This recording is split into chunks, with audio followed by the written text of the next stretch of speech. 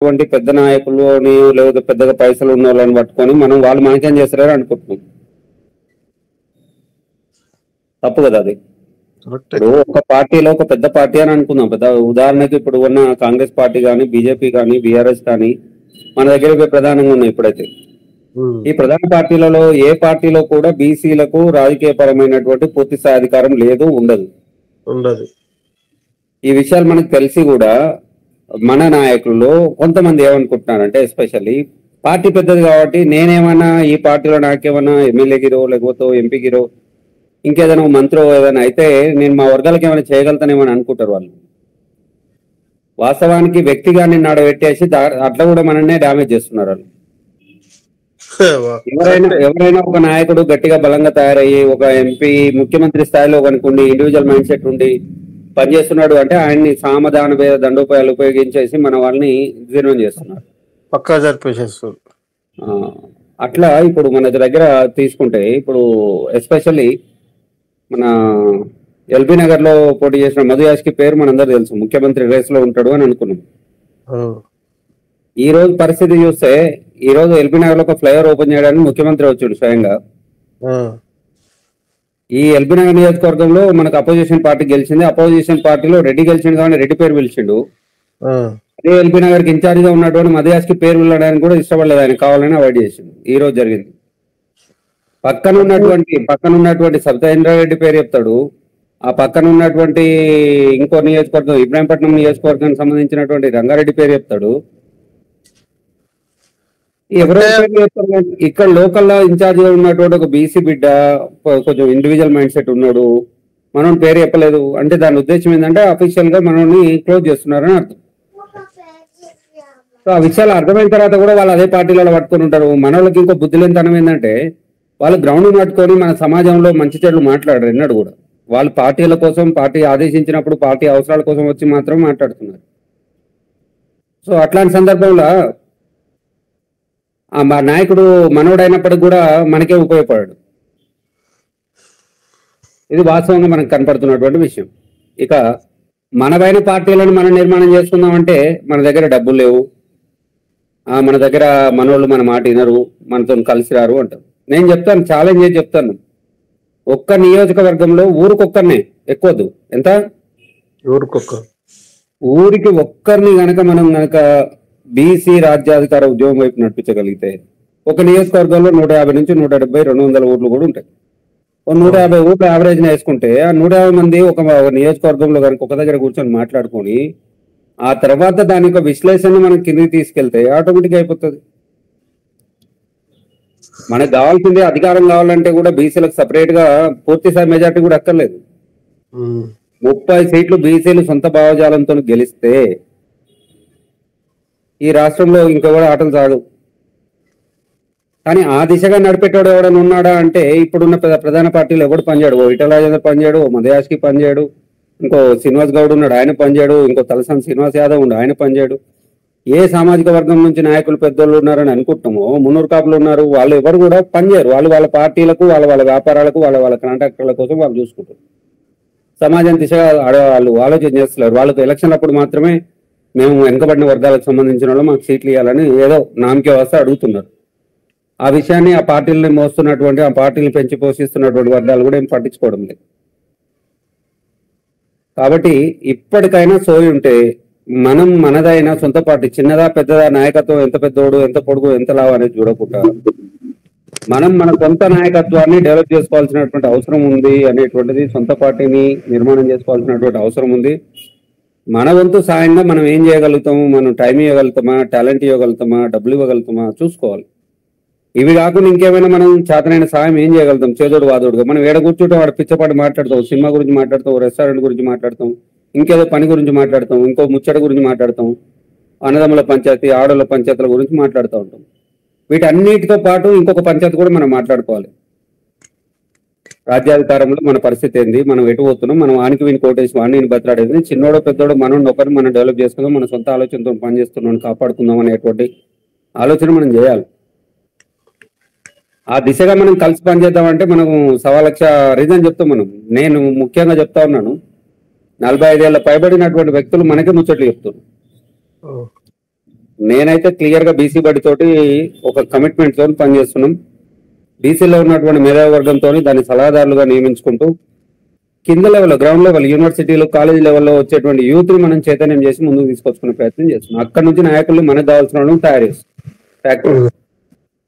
అది అడుగులు వేస్తున్నాం, దాంట్లో కలిసి రావాలని పదే పదే నేను చెప్తా ఉంటాను ఎప్పుడు కూడా. సో ఇప్పుడు కూడా అదే చెప్పదలుచుకున్నాం. ఇప్పుడు వచ్చే ఎన్నికలైనా, ఆ తర్వాత వచ్చే 5 ఏళ్ళ తర్వాత వచ్చే ఎన్నికలైనా, ఇంకో 5 ఏళ్ళ తర్వాత వచ్చే ఎన్నికలైనా ఎప్పుడు కూడా ఈ పార్టీలు మనకు అధికారాన్ని ఇచ్చే అవకాశం లేదు అని మనకు గత 75 సంవత్సరాల చరిత్ర రుజువు చేసింది. ఎవరైనా ఆస్పిరెంట్ వచ్చిర్రు అనుకుంటే ఆ ఆస్పిరెంట్స్ ని, ఉదాహరణకు మన గౌతు లచ్చన్న లాంటి వాళ్ళు, లేకపోతే మన కొండ లక్ష్మణ్ బాపూజీ లాంటి వాళ్ళు, లేకపోతే పుంజా లక్ష్మీశంకర్ లాంటి వాళ్ళు, అనేక మంది ముఖ్యమంత్రి రేస్ లోకి వచ్చారు. ముఖ్యమంత్రి తెల్లారి ప్రకటించి లాస్ట్ మినిట్ లో కూడా క్యాన్సిల్ చేసినటువంటి సందర్భాలు ఉన్నాయి. సో ఆ పార్టీలు ఏవి కూడా మనకు అవకాశాలు ఇవ్వవు అనేది మన వాళ్ళకి అర్థం కావాలి ఈ పార్టీకి, కానీ అర్థమవుతుంది. ఇక వాళ్ళు వీళ్ళు చెప్పే మాటలు ఏమంటారంటే, ఒక గౌన్లో కాడ గొల్లోడు ఎట్లింటాడా, గొల్ల అయినా గౌన్లో అయిన మాటలు ఏడ కలిసి పని చేస్తారా అని చెప్పేసి వాళ్ళే అంటారు. వీళ్ళు మనం వింటాం, అదే ముచ్చట పెట్టుకుంటాం. వాని ముచ్చట వీని ముచ్చట వినడం బంద్ చేసి మన ముచ్చట మనం పెట్టుకుంటే అయిపోతుంది కదా అనేటువంటిది మనం చెప్పాల్సిన ముచ్చట. ఈ ముచ్చట చెప్తుంది కూడా మనం ముందుకు వస్తలేం. ఇక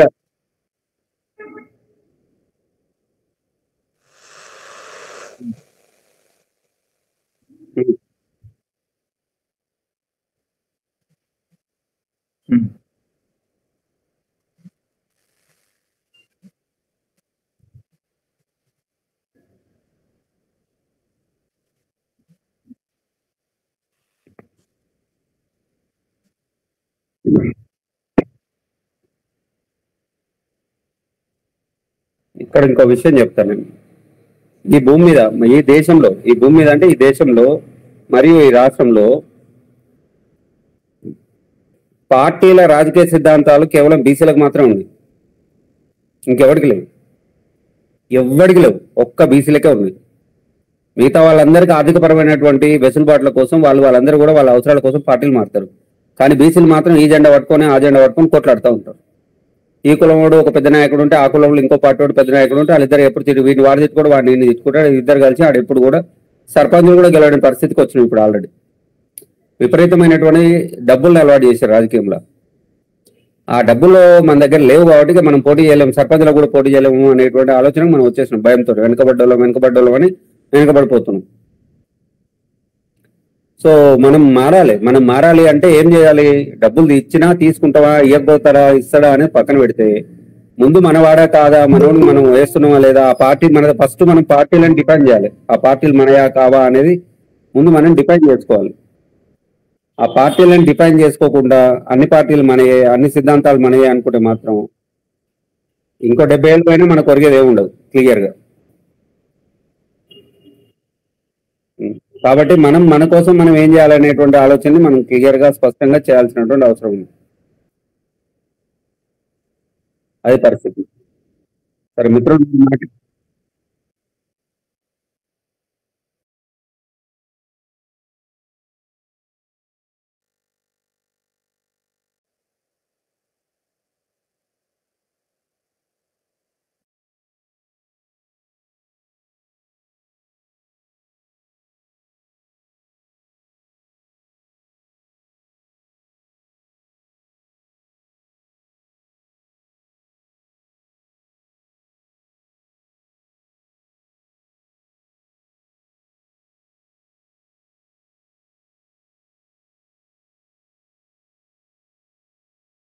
ఇప్పుడు అదే జరుగుతుంది కదా. ఇప్పుడు ఇంతసేపు చెప్పాను, బీసీలకు మాత్రమే రాజకీయ సిద్ధాంతాలు ఉన్నాయి, మిగతా వాళ్ళకు లేవు. కాబట్టి బీసీలు తన పొట్ట నింపుకునేటువంటి కార్యాచరణ వదిలిపెట్టేసి తనది కానటువంటి కార్యాచరణ కోసం పనిచేస్తున్నారు. ఇప్పుడు ఒక బీసీ ఈరోజు ఉద్యోగులను కనుక మనం తీసుకొని మాట్లాడితే, ఇది ఫస్ట్ మేధాశక్తి లేనటువంటి, సరే గ్రామీణ ప్రాంతంలో ఉండేటువంటి వాళ్ళకి, కాస్త అటో ఇటో చదువుకున్న ప్రైవేట్ ఉద్యోగాలు చేసే వాళ్ళకి ఇంకంత సామాజిక సోయి లేదని అనుకుందాం. కానీ ప్రైవేటు ఉద్యోగాలు వదిలిపెట్టేసి గవర్నమెంట్ ఉద్యోగాలు చేస్తున్నటువంటి మేధాశక్తి కూడా ఈరోజు ఎక్కడ వాడతలేరు.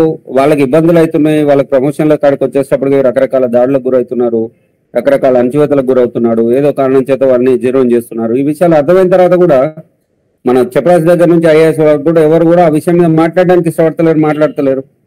నన్ను ఎవరు కాపాడతలేరు అని అంటారు. నువ్వు సొసైటీని కాపాడితే సొసైటీ నిన్ను కాపాడుతుంది. ఆ సొసైటీని కాపాడుకునేటువంటి సిస్టమ్ మన దగ్గర లేకుండా పోయింది.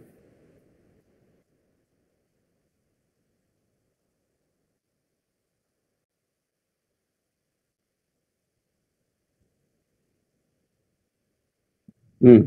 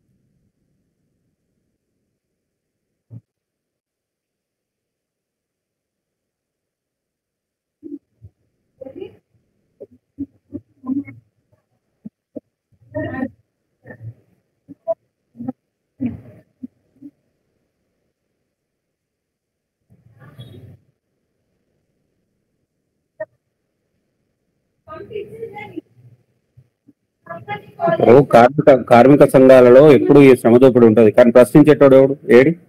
కమ్యూనిస్టు సంఘాలు అనేటువంటి వాళ్ళు ఉంటే కూడా వాళ్ళు కూడా నాయకత్వం వాళ్ళ చేతిలో పెట్టుకోరు. ఇప్పుడు కంపెనీలు వాళ్ళే ఉంటాయి, నాయకత్వం వీళ్ళ సంఘాల నాయకత్వం కూడా వాళ్ళే ఉంటాయి.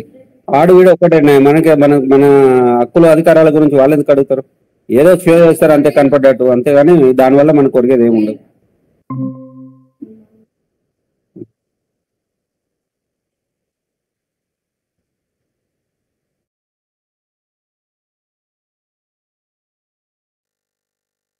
సందీప్ జై హో బీసీ.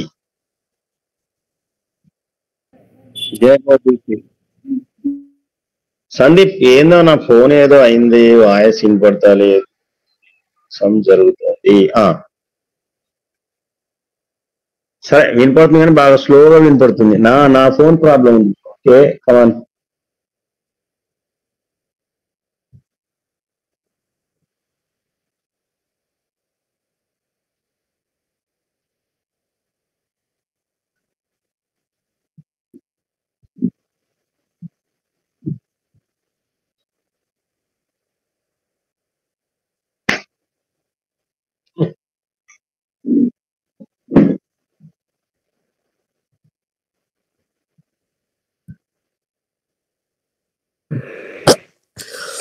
అందరికి ప్యానెల్లో ఉన్న అందరికి నమస్తే సార్. బీసీల పాత్ర ఎలక్షన్ లో మాత్రం యాజ్ ఇట్ పాత పొజిషన్ లో ఎట్లుందో ఇప్పుడు కూడా అదే ప్రేక్షక పాత్రనేమో అని నాకు అనిపిస్తుంది. ఎందుకంటే మనను అన్ని విధాలుగా వాడుకొని ఓటు బ్యాంకు రాజకీయాలు చేయడం కోసమే మనం ఉపయోగపడుతున్నాం అనేది చెప్పడమే. నిన్న మొన్న అన్ని పార్టీల ఫస్ట్ లిస్టులు వచ్చినాయి అనుకుంటా నాకు తెలిసి. అందులో కూడా ఎంతమంది ఎన్ని పార్టీలు బీసీలకు ఎన్ని సీట్లు ఇచ్చినాయి అనేది కూడా మనం చూస్తూనే ఉన్నాం. కాబట్టి 100% ఇప్పుడున్న పరిస్థితుల్లో బీసీలో ఐకమత్యం అయ్యి మన సమస్యను మనమే సాల్వ్ చేసుకుంటేనే ఈ సమస్యలకు పరిష్కారం అయ్యే అవకాశం ఉంటుంది. కాబట్టి ఇప్పుడున్న పరిస్థితుల్లో మాత్రం అన్న గౌడ్ సాబ్ చెప్పినట్టుగా ఆ బీసీ బడి కార్యక్రమం కానీ ఇంకా వేరే కార్యక్రమాలు ఏవైనా కింది స్థాయిలో చైతన్యాన్ని తీసుకొచ్చి మన సమస్యను వాళ్ళకి అర్థమైంది. మనం ఎక్కడ నష్టపోతున్నాం, మనం ఏ విధంగా నష్టపోతున్నాం, మనం ఈరోజు ఏ పొజిషన్లో ఉండాలి, ఇప్పుడు ఏ పొజిషన్లో ఉన్నాం అనేది ప్రతి ఒక్కరికి అవగాహన తీసుకొచ్చేటాడు మన సమస్య ఎంతో ఎంతో కొత్త పరిష్కారం అవుతుందేమో అని చెప్పి నా అభిప్రాయం.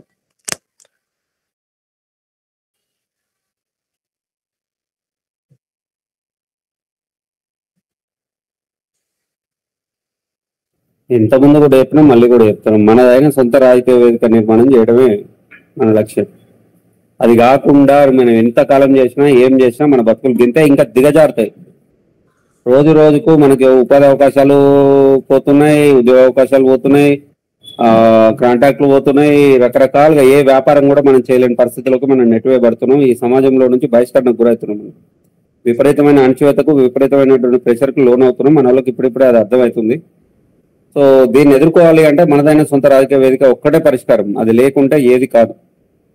కనీసం రాష్ట్రంలోనన్నా మన బతుకులు బాగుండాలంటే మనదైన సొంత పార్టీ ఉండాలి. ఉదాహరణకు ఆ బీహారు లేకపోతే ఉత్తరప్రదేశ్ లో ఉన్నట్టుగా ఒకసారి కాదు ఒకసారైనా మనోడు వస్తే కనీసం కొంచెం లివరేజ్ ఉంటుంది మన జీవితాల బతుకులకు. లేకపోతే మాత్రం మన బతుకులు ఇంకా కొంచెం ఆగమైపోతాయి. ఇంకా కొంచెం కాదు, అసలు పూర్తిగా వచ్చే 10 ఏళ్లలో మనం దేనికి మనకి రాకుండా పోతుంది. నా ఆలోచన ప్రకారం నేను సరే ముందుగా చెప్తా, అది కొంచెం అరే తిక్కలేసి మాట్లాడుతున్నా అనుకోవచ్చు, కానీ వచ్చే 10 నుంచి 20 ఏళ్ల మధ్యలో ఈ దేశంలో గంజాయి లాంటివి డ్రగ్స్ లీగలైజ్ అవుతాయి. ఇప్పుడు లిక్కర్ ఎలాగైతే లీగలైజ్ అయిపోయి ప్రతి ఇంటితో ఎట్లాగైతే ప్రతి ఊళ్ళో దొరుకుతుందో, అప్పుడు డ్రగ్స్ కూడా కొన్నిటికి శాంపిల్ వేసేసి ఇవి వాల్యూ డ్రగ్స్ అని చెప్పి ప్రభుత్వాలు అమ్ముతాయి. ఈ డ్రగ్స్ దొరికిన తర్వాత వాళ్ళు చేసేటువంటి నెక్స్ట్ కార్యక్రమం ఏంటంటే, చేసేందుకు పనులు ఉండవు, తింటందుకు తిండి ఉండదు. కాబట్టి ఇల్లు గడవాలంటే ఇద్దరు కష్టపడాల్సి వస్తుంది. కష్టపడదామంటే కంపెనీలన్నీ వాళ్ళే ఉంటాయి. ఆ కంపెనీలలో పోతే మనకు తెలివికి తగ్గ ఉద్యోగాలు దొరకవు, మన ఇంటికి అవసరాలకు కావాల్సిన పైసలు రావు. అప్పుడు ఏం చేయాలి అంటే, ఇల్లు పస్తులు ఉండాలి పెట్టలేం కాబట్టి కంపల్సరిగా మనం ఇల్లీగల్ యాక్టివిటీస్ చేయాల్సినటువంటి పరిస్థితిలోకి ఈ సమాజాన్ని తీసుకెళ్తారు వాళ్ళు. కాబట్టి మనం ఇప్పుడు మేల్కోకపోతే సమాజానికి మనం చేసినటువంటి ద్రోహం ఇంకెవ్వరు చేయలేదు. ఇప్పుడు పూలే గారు చేశారు, ఆయన కొంత చైతన్యం తీసుకొచ్చారు. ఆ తర్వాత ఛత్రపతి ఆయన కాలంలో ఆయన కొంత చేసిండు. ఆ తర్వాత సర్దార్ సర్వాయి పప్పన్న కాలంలో వాళ్ళ కొంత చేశారు. తర్వాత పోతులూరు వీరబ్రహ్మం కాలంలో వాళ్ళ కొంత చేశారు. వాళ్ళ సందర్భం వచ్చిన ప్రతి సందర్భంలో కూడా బీసీలు ఈ యొక్క సమాజంలో మార్పు దిశగా అడుగులు తీసుకెళ్ళడం. ఇప్పుడు కూడా మనం అలాంటి పరిస్థితుల్లోనే ఉన్నాం. ప్రజాస్వామ్యంలో దోపిడీకి గురవుతున్న వాళ్ళు ఎవరైనా ఉన్నారంటే వాళ్ళు కేవలం బీసీలే ఉన్నారు. కాబట్టి ఆ బీసీలుగా మనం మన దోపిడీని మనమే అరికట్టాలి. కాబట్టి ఆ అరికట్టుకోవాలంటే మన ఏలుకు చుక్కనే, కాబట్టి ఆ చుక్కను వేరే పార్టీలకు వేయకుండా మనదైన చిన్నదో పెద్దదో మన పార్టీలకు వేసుకోవాలి. మన సిద్ధాంతంతో పనిచేసే వాళ్ళని ముఖ్యంగా ఫిల్టర్ చేసి మరీ మనం ఎన్నుకోవాల్సినటువంటి అవసరం ఉంది. మా కులమోడు కదా పార్టీలో పెద్ద పార్టీలో టికెట్ వచ్చింది కాబట్టి ఆయనకే ఓట్లేద్దాం అనేటువంటి చందంగా మన ఆలోచనలు ఉన్నాయి. ఎందుకంటున్నానంటే ఈ మాట కూడా, నేను మన మునుగోడు నుంచి నేను కూడా పోటీలో ఉంటున్న, మునుగోడు కాదు భువనగిరి పార్లమెంట్ పరిధిలో నేను కూడా పోటీ చేస్తున్నా అనేటువంటి విషయాన్ని సోషల్ మీడియా వేదికగా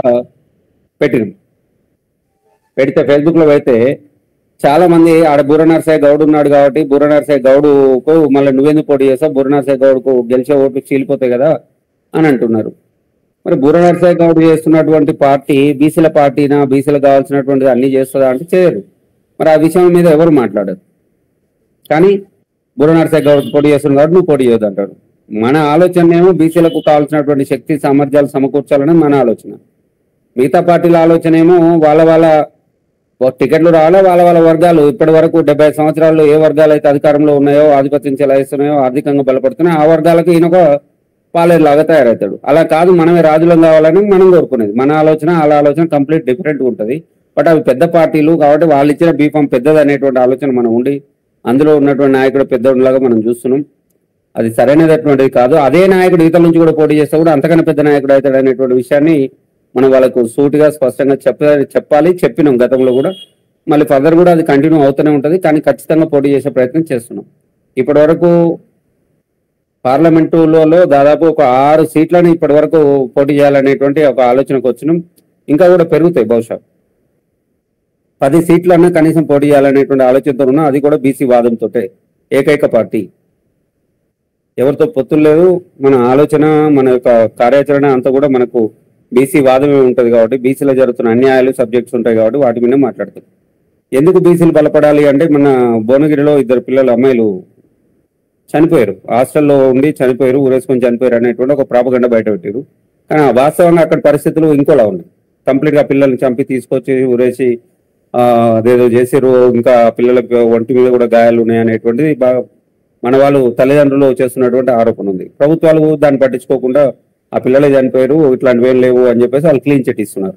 ఇదంతా ఎవరు చేస్తున్నారు అంటే ఒకే సామాజిక వర్గం. అక్కడున్న ఎస్ఐ, అక్కడున్న సిఐ, అక్కడున్న వార్డెను, అక్కడ ఉన్నటువంటి ఒక డివిజన్ స్థాయి ఆఫీసర్ కానీ, జిల్లా స్థాయి ఆఫీసర్ కానీ, పోలీసులు కానీ, రెవెన్యూ వాళ్ళు కానీ అందరూ ఒకే సామాజిక వర్గానికి సంబంధించిన వాళ్ళు ఉన్నారు. ఆ ఒక్క సామాజిక వర్గం వాళ్ళు ఉండడం వల్ల ఈ చనిపోయినటువంటి పిల్లలు బీసీ పిల్లలు కాబట్టి వాళ్ళని పెద్దగా వాళ్ళు ఎక్కడ కూడా పరిగణలోకి తీసుకోవడం లేదు. ఆ విషయాన్ని ప్రొటెక్ట్ చేస్తూ మన ధర్నా చేద్దామంటే పర్మిషన్ లాస్ట్ మినిట్ దానికి ఇస్తామన్నారు, ఏర్పాట్లు చేసుకోమన్నారు. తీరా పొద్దున ఆడిపోతే పర్మిషన్ లేదు, పర్మిషన్ ఇవ్వలేదు కాబట్టి మీది క్యాన్సిల్ చేసినాం అని చెప్పేసి టెంట్ వీకేసి అప్పుడు అక్కడి వరకు వచ్చినటువంటి వాళ్ళని అరెస్ట్ చేశారు. అరెస్ట్ చేయడమే కాదు, మాకు ఉన్నతాధికారుల నుంచి ఆదేశాలు ఉన్నాయి, నేను చంపేస్తాను అని కానీ తిట్టడం కూడా జరిగింది. ఆ యొక్క ప్రొటెక్ట్ చేసేటువంటి నాయకత్వం వహిస్తున్నటువంటి వాసు యాదవ్ని. ఆ విషయం ఆయన మాకు లేట్గా చెప్పిండు, ఆడ ప్రెస్ క్లబ్ లో పోయిన తర్వాత చెప్పిండు. అదే విషయం పోలీస్ స్టేషన్ చెప్పుకున్నాడు. ఆడనే పోలీస్ స్టేషన్ చిక్కడపల్లి పిఎస్, ఇప్పుడు దొంగలు కూడా పిఎస్ గా పేరు మార్చారు. అక్కడికి ఆడనే సిఐ గారిని బయటకు పిలిచి అడిగేటోడు. ఆయన కూడా ఒక రెడ్డి సామాజిక వర్గానికి సంబంధించినటువంటి వ్యక్తి. మాట్లాడదామంటే కాలేదు. ఆడ ప్రెస్ క్లబ్ లో మాట్లాడినాం. సరే, ఆ ప్రెస్ క్లబ్ లో ఏం వార్తలు వచ్చినాయి ఏమొచ్చినాయో అవి అంతవరకు జరిగిపోయింది. కానీ స్పష్టంగా ఒకటి మాత్రం ఆలోచన చేస్తా ఉన్నాం. ఈ విషయం పైన సమగ్రమైనటువంటి రిపోర్ట్లు అన్నింటినీ కూడా ఎఫ్ఐఆర్ కాపీలు ఏం రెస్పాండ్ అయ్యారు, ఏం కాలేదు అనేటువంటి వివరాలు అన్నింటినీ కూడా క్రోడీకరిస్తూ నేషనల్ లెవెల్లో కూడా ఈ చైల్డ్ వెల్ఫేర్ చిల్డ్రన్ రైట్స్ కి సంబంధించినటువంటి ఎన్సిపిసిఆర్ లో కూడా వీళ్ళని తొందరగా కంప్లీట్ చేసేటువంటి ప్రయత్నం చేస్తా ఉన్నాం. మా వంతు ప్రయత్నం మేము చేస్తున్నాం. సొసైటీ కోసం ఏం చేయాలో అది.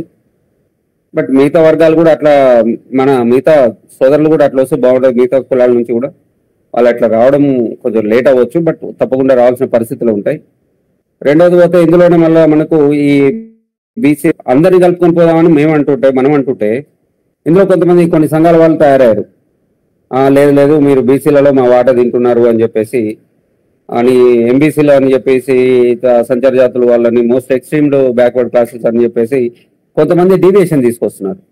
ఆ డీవియేషన్ ఎంత దూరం వస్తున్నారు అంటే అది ఎంపీ ఎమ్మెల్యే స్థాయిలో మాట్లాడతలేరు. మళ్ళీ కేవలం మాకు వచ్చేటువంటి ఆ రిజర్వేషన్ 27% ఏదో ఇస్తుంది కదా ప్రభుత్వం, ఆ ఇచ్చేటువంటి దాంట్లో వచ్చేటువంటి ఎంపీటీసీలు జడ్పీటీసీలు మా వాటా మాకు ఇవ్వని అడుగుతున్నారు. 100% ఇవ్వాలని అంటున్నాను నేను. ఏ వర్గాలు అయితే వెనకబడి ఉన్నాయో, ఏ వర్గాలు అయితే పేదరికంలో నెట్టివేయబడ్డాయో ఆ వర్గాలకు ఖచ్చితంగా వాళ్ళ జనాభాను మించినటువంటి వాటాను వాళ్ళకి ఇవ్వాల్సిందే. వాళ్ళు బాగుపడేంత వరకు తప్పనిసరిగా పెట్టాలి. దానికి ఎవరు కాదంటలేవు. అక్కడ ఎవరితో కొట్లాడాలి అంటే ఎవరైతే ఈ రిజర్వేషన్ ఇంప్లిమెంట్ చేస్తున్నా వాంతును కొట్లాడాలి. కానీ సోదరులు ఎట్లా చేస్తున్నారంటే మాకన్నా ముందల బీసీలు ఓ గౌడ్లో లేకపోతే ముదిరాజులో మున్నూరు కాపులో వీళ్ళు ఎత్తుకోతురు అనేటువంటి ఒక రాంగ్ స్ట్రాటజీని బిల్డ్ చేస్తా ఉన్నారు. ఇంకా కొంతమంది వాళ్ళ అవసరాల కోసం అసలు సంచార జాతులు అంటే భిక్షాటన చేస్తూ జీవించేటువంటి జాతులు ఉన్నటువంటి బీసీఏలోకి బీసీడీలో ఉన్నటువంటి కులాలను తీసుకొచ్చి యాడ్ చేస్తాం అనేటువంటి ఇంకో గందరగోళం తయారు చేస్తా ఉన్నారు. అది కాకుండా బీసీఏలో ఉన్నటువంటి కొంతమంది బీసీ మిత్రులను తీసుకొని కొంతమంది ఎస్సీల్లో యాడ్ చేస్తామని, కొంతమంది ఎస్టీల్లో యాడ్ చేస్తామని చెప్పేసి వాళ్ళకు కొంత మభ్య పెడుతూ ఈ బీసీ ఉద్యమాలని వాళ్ళు నీరుగార్చే ప్రయత్నం చేస్తూ ఉన్నారు. అందులో పావులుగా మన నాయకులు కూడా ఉండడం కొంచెం బాధాకరమైనటువంటి విషయం.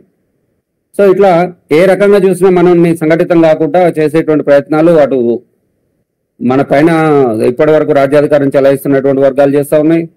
అట్ ద సేమ్ టైం రాజకీయ అవసరాల కోసం వాళ్ళ పార్టీలో ఉన్నటువంటి కొంతమంది నాయకులు కూడా కొన్ని రకమైన ఫాల్స్ ఇన్ఫర్మేషన్ తోటి, ఫాల్స్ సిస్టమ్ తోటి లేని పంచాయతీలు క్రియేట్ చేస్తూ ఉన్నారు. ఒక గొల్ల కురుమ మధ్యలో పంచాయతీ, లేకపోతే ఒక గౌడుకు ఇంకో గౌడుకు ఒక ఈడిగా అనే వాళ్ళ మధ్యలో వర్క్ పరమైన వ్యత్యాసాలు ఉన్నాయని, లేకపోతే ఒక ముదిరాజుకి ఒక గంగపుత్రకు మధ్యన ఈ వ్యత్యాసాలు ఉన్నాయని చెప్పేసి ఇలా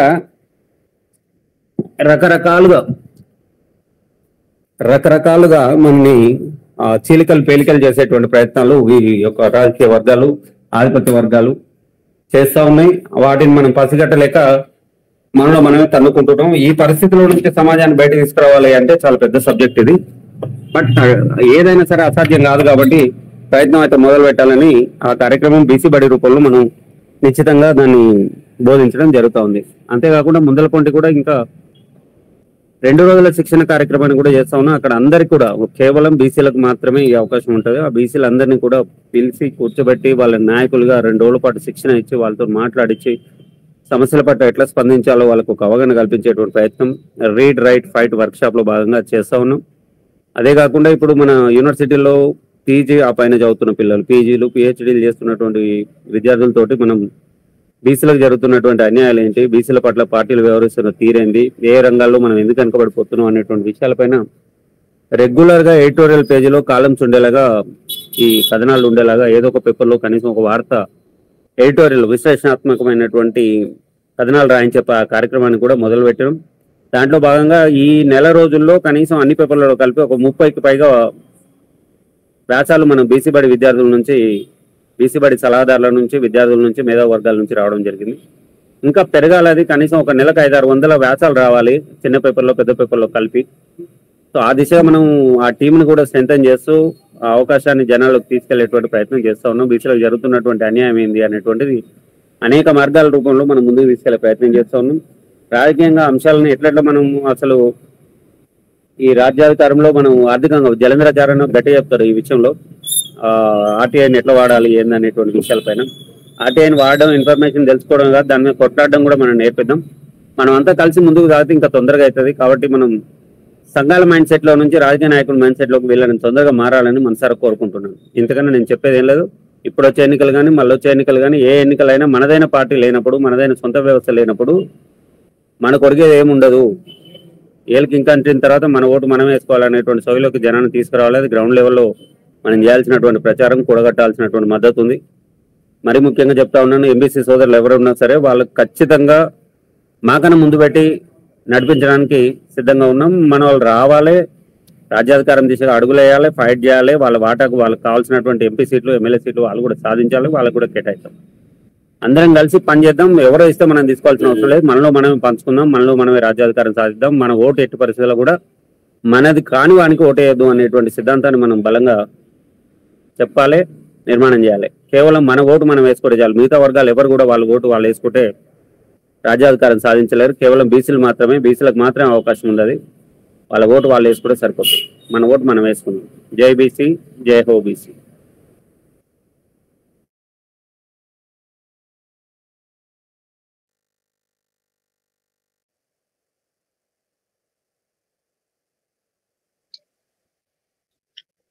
సందీప్ నమస్తే. మురళికి అవకాశం ఇది. నేను చిన్న పని మీద ఉన్నా, వింటున్నా.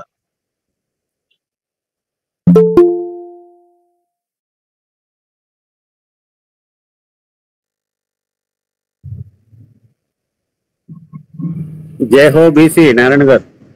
జై హో బీసీ. Fine fine fine. ఎంతసేపు అయింది స్టార్ట్ అయ్యి? అదే లేట్ అయితేనే. Okay okay. మా కేవీ కూడా ఎలా ఉన్నారు? ఓకే క్యారియర్ మీరు. నేను గట్టిగా ఉన్నా, బలంగా ఉన్నా, నాకన్నా శక్తివంతమైన సమాజాన్ని నిర్వహించే పనిలో ఉన్నా, శ్రామికుడిని పని చేస్తున్నా. చీమ పుట్టదోడేటువంటి పని మొదలు పెట్టింది. పుట్టలో పాము దూరకుండా చూసుకోవాల్సినటువంటి కార్యక్రమాన్ని కూడా మొదలు పెట్టింది.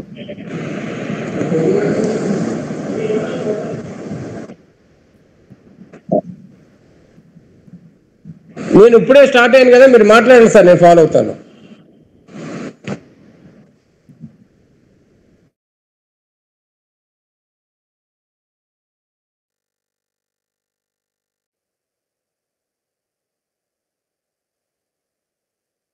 జలంధర్ అన్న ఏదో పనిలో ఉన్నాడు కదా, మీరు చెప్పండి మరి.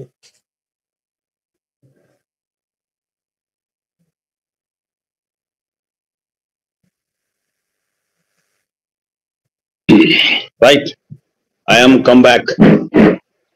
అన్న జలగిరి సార్ వచ్చిందా? Right right. Thank you so much నాకు అవకాశం ఇచ్చిండ్రు.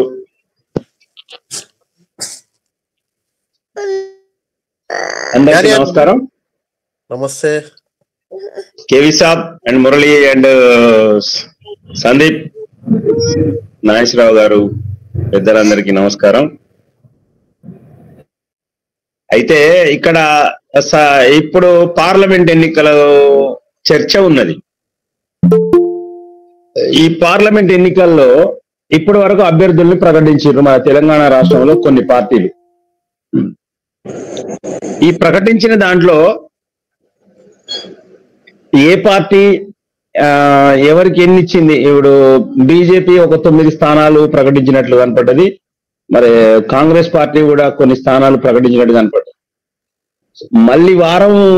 మళ్ళీ వారం పెట్టే చర్చలో ఈ ఫిగర్ ఉండాలి ఖచ్చితంగా. ఎన్ని స్థానాలు ప్రకటించిండ్రు, బీసీలకు ఎన్ని ఇచ్చిండ్రు, ఎస్సీలకు ఎన్ని ఇచ్చిండ్రు, ఓసీలకు ఎన్ని ఇచ్చిండ్రు అనేది ఫిగరు మన దగ్గర సమీకరించుకొని మాట్లాడుకోవాల్సిన అవసరం ఉన్నది. బీసీలకు న్యాయం చేద్దామా, అన్యాయం చేద్దామా అనే దిశగా అడుగులు వేసే క్రమంలో మన దగ్గర ఒక లెక్క అనేది ఉండాలి, మన చేతిలో ఒక పత్రం ఉండాలి. ఇట్లా ఈ దిశగా మనం ముందుకు పోతే కొంత న్యాయం జరుగుతుంది, కొంత ఆలోచన పెరుగుతుంది అనమాట. నేను మొన్న అంటే బీజేపీ ఇచ్చిన దాంట్లో ఒక 4 సీట్లు 5 సీట్లు బీసీలకు ఇచ్చినట్లుగా ఏదో చూసిన, అంటే నాకు క్లారిటీ లేదు, చూసిన అంతే. ఇంకా మొత్తం 17 సీట్లలో ఇంక 8 సీట్లు ఇవ్వాల్సి ఉండే. మరి దాంట్లో ఎంతమందికి ఇస్తారు ఏంటి అవి కూడా మనకు రావాల్సి ఉండే. కాంగ్రెస్ పార్టీ 39 మందికి ఓవరాల్ గా అంటే ఇండియా వైజ్ ఏదో ఇచ్చినట్టుగా చూసిన, దాంట్లో ఎక్కడ కూడా మన బీసీలకు సంబంధించిన అయితే కనపడేట అనిపించలేదు నాకైతే. సరే, అది అఫ్ కోర్స్ వేరే రాష్ట్రాల్లో ఏమన్నా వచ్చినా కూడా నాకైతే అనిపించలేదు. మరి మీకు ఎవరికన్నా అనిపిస్తే చెప్పండి, దాన్ని మనం రిసీవ్ చేసుకుందాం, స్వాగతిద్దాం. అట్లా మన దగ్గర ఒక డేటా అనేది కంపల్సరీ ఉండాలి. నెక్స్ట్ శనివారం మాట్లాడుకుంటున్నప్పుడల్లా ఈ డేటా ఉండాలి. రాజకీయ అంశంలో ఇది నా యొక్క స్పష్టమైనటువంటి అభిప్రాయం. ఇక మనం రాజకీయంగా ఎదగాలి అనేటువంటి అంశాలు మన మిత్రుడు కేవీ సాబ్ చెప్తాడు, అది వాస్తవమే. అయితే ఇవాళ ఎన్నికలు ఏమైనాయి అంటే కమర్షియలైజ్డ్ అయిపోయింది. కమర్షియలైజ్డ్ అంటే ఇవాళ ఒక సర్పంచ్ గా మనం పోటీ చేయాలంటే కమర్షియలైజ్డ్ మీన్స్ ఓట్లు కొనుక్కునే స్టేజ్కి వచ్చినాం. కొనుక్కునే స్టేజ్ అంటే మనము ఆర్థికంగా నిలదొక్కుకోవాలి. ఫస్ట్ మనము ఫైనాన్షియల్ ఎంపవర్ ఫైనాన్షియల్ అసిస్టెన్స్ కావాలి. మనం డబ్బు మన చేతిలో ఉంచుకునే విధంగా, మన ఇంట్లో ఉంచుకునే విధంగా, లేదా మన బ్యాంకు ఖాతాలో ఉంచుకునే విధంగా మనం ఆ దిశగా మనం ఈ 5 years అంటే రేపు 28లో మనము అనుకుంటే అప్పటికల్లా దీని మీద 100% మనం దృష్టి పెట్టాలి. డబ్బుని ఎట్లా మనము చేసుకోవాలి. అవతలోడు 1000 రూపాయలు ఇచ్చే కాడుంటే కనీసం మనం వాళ్ళకు 100 రూపాయలు ఇవ్వలేకపోయినా వాళ్ళ ఇంటికి వాళ్ళు మన ఎమ్మటి వచ్చినందుకు ఛాయ్ పోయించే స్టేజ్ లోనైనా మనం ఉండగలగాలి. వచ్చినోడికి టీ పోయించి మంచినీళ్ళు ఇచ్చి ఇంత అన్నం పెట్టే స్టేజ్ లో అయినా మనం ఉండగలగాలి. ఎంత మనోడైనా అన్నాన్ని నీరు అన్నం లేకుండా మన ఎమ్మటి తిరగాలంటే కూడా స్పృహ తప్పి కింద పడిపోయే పరిస్థితి వస్తుంది. కాబట్టి మనము ఆ దిశగా ఎదగాలంటే డబ్బు అనేది మనకు ఇంపార్టెన్స్. కమర్షియలైజ్డ్ అయిపోయిన రాజకీయాల్లోంచి మనం కొద్దిగానన్నా డబ్బు రికవరీతోని మనం యుద్ధంలోకి దిగితే బాగుంటది. డబ్బు అనేటువంటి కత్తి డాలు లేకుండా మనం యుద్ధంలో దిగితే గెలవలేము అనేటువంటిది అది నేను భావిస్తున్న అంశం. కాబట్టి ఈ 28 వరకు అంటే రేపు జరిగే 2028 వరకు ముందు బీసీలు డబ్బు ఎట్లా సంపాదించాలి, బ్యాంకుల్ని ఎట్లా టార్గెట్ చేయాలి, అసలు ఏం జరుగుతుంది, ఈ డబ్బు అంత ఎడిపోతుంది, ఇది మన చేతికి ఎందుకు రావట్లేదనే దాని మీద దృష్టి సారించాలి. నేను పూర్తి స్థాయిలో దాని మీద జరుగుతూనే ఉంది, నా ఫైట్ జరుగుతుంది. దీంట్లో నేను కొంత సక్సెస్ అవుతూనే ఉన్నా అని నేను అనుకుంటున్నా. అది నా వ్యక్తిగత అభిప్రాయం.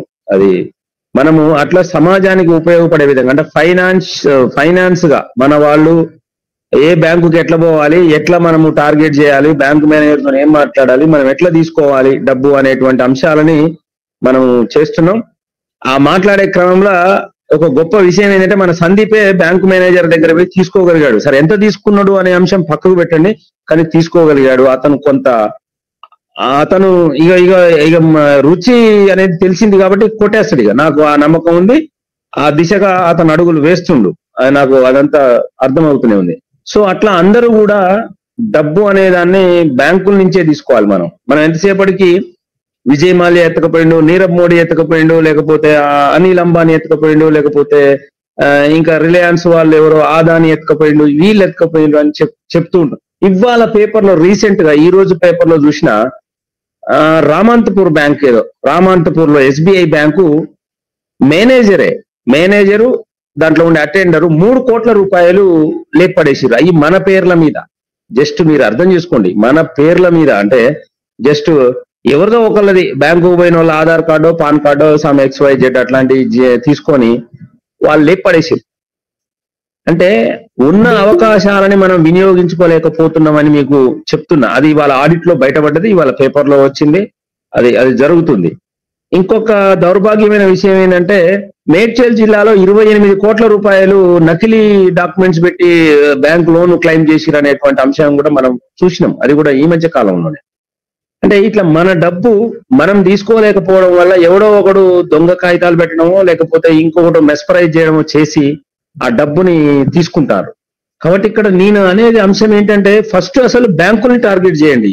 బీసీలు కావచ్చు, ఎస్సీలు కావచ్చు, ఎస్టీలు కావచ్చు, మన డబ్బుని మనం తీసుకోవాలి, మనకు ఉపయోగపడాలి అంటే బ్యాంకుల్ని టార్గెట్ చేయాలి. బ్యాంకుల్ని టార్గెట్ చేయాలి, బ్యాంకుల్ని కొల్లగొట్టమని చెప్పట్లేదు, కొల్లగొట్టొద్దు, ఇంకోట్లేదు. మన డబ్బు అది మనం యూటిలైజ్ చేసుకోవడానికి మార్గాలు ఎత్తాలి, దాన్ని మనము అనుభవించాలి.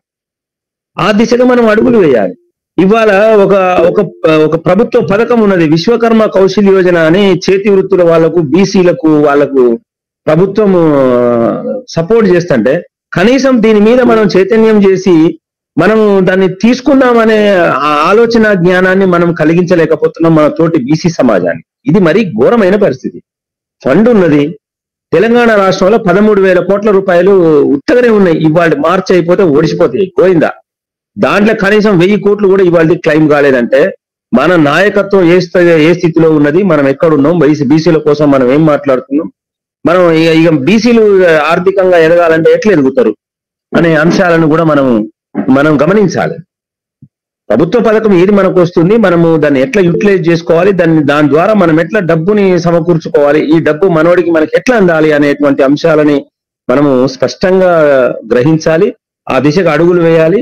మనము 2028 లక్ష్యంగా పెట్టుకొని ఈ 4-5 ఇయర్స్ ఈ డబ్బుని ఎట్లా మనం రికవరీ చేసుకోవాలి, మన జేబులోకి, మన ఖాతాల్లోకి, మన ఇంట్లోకి ఆ డబ్బుని ఎట్లా తెచ్చుకోవాలి అనేటువంటి అంశాన్ని మనం స్పష్టంగా గ్రహించాలి. ఆ దిశగానే అడుగులు వేయాలనేటువంటిది నేను మనస్ఫూర్తిగా నమ్ముతున్నా. 100% నేనైతే దీన్ని అమలు చేయడానికి ప్రయత్నం చేస్తాను.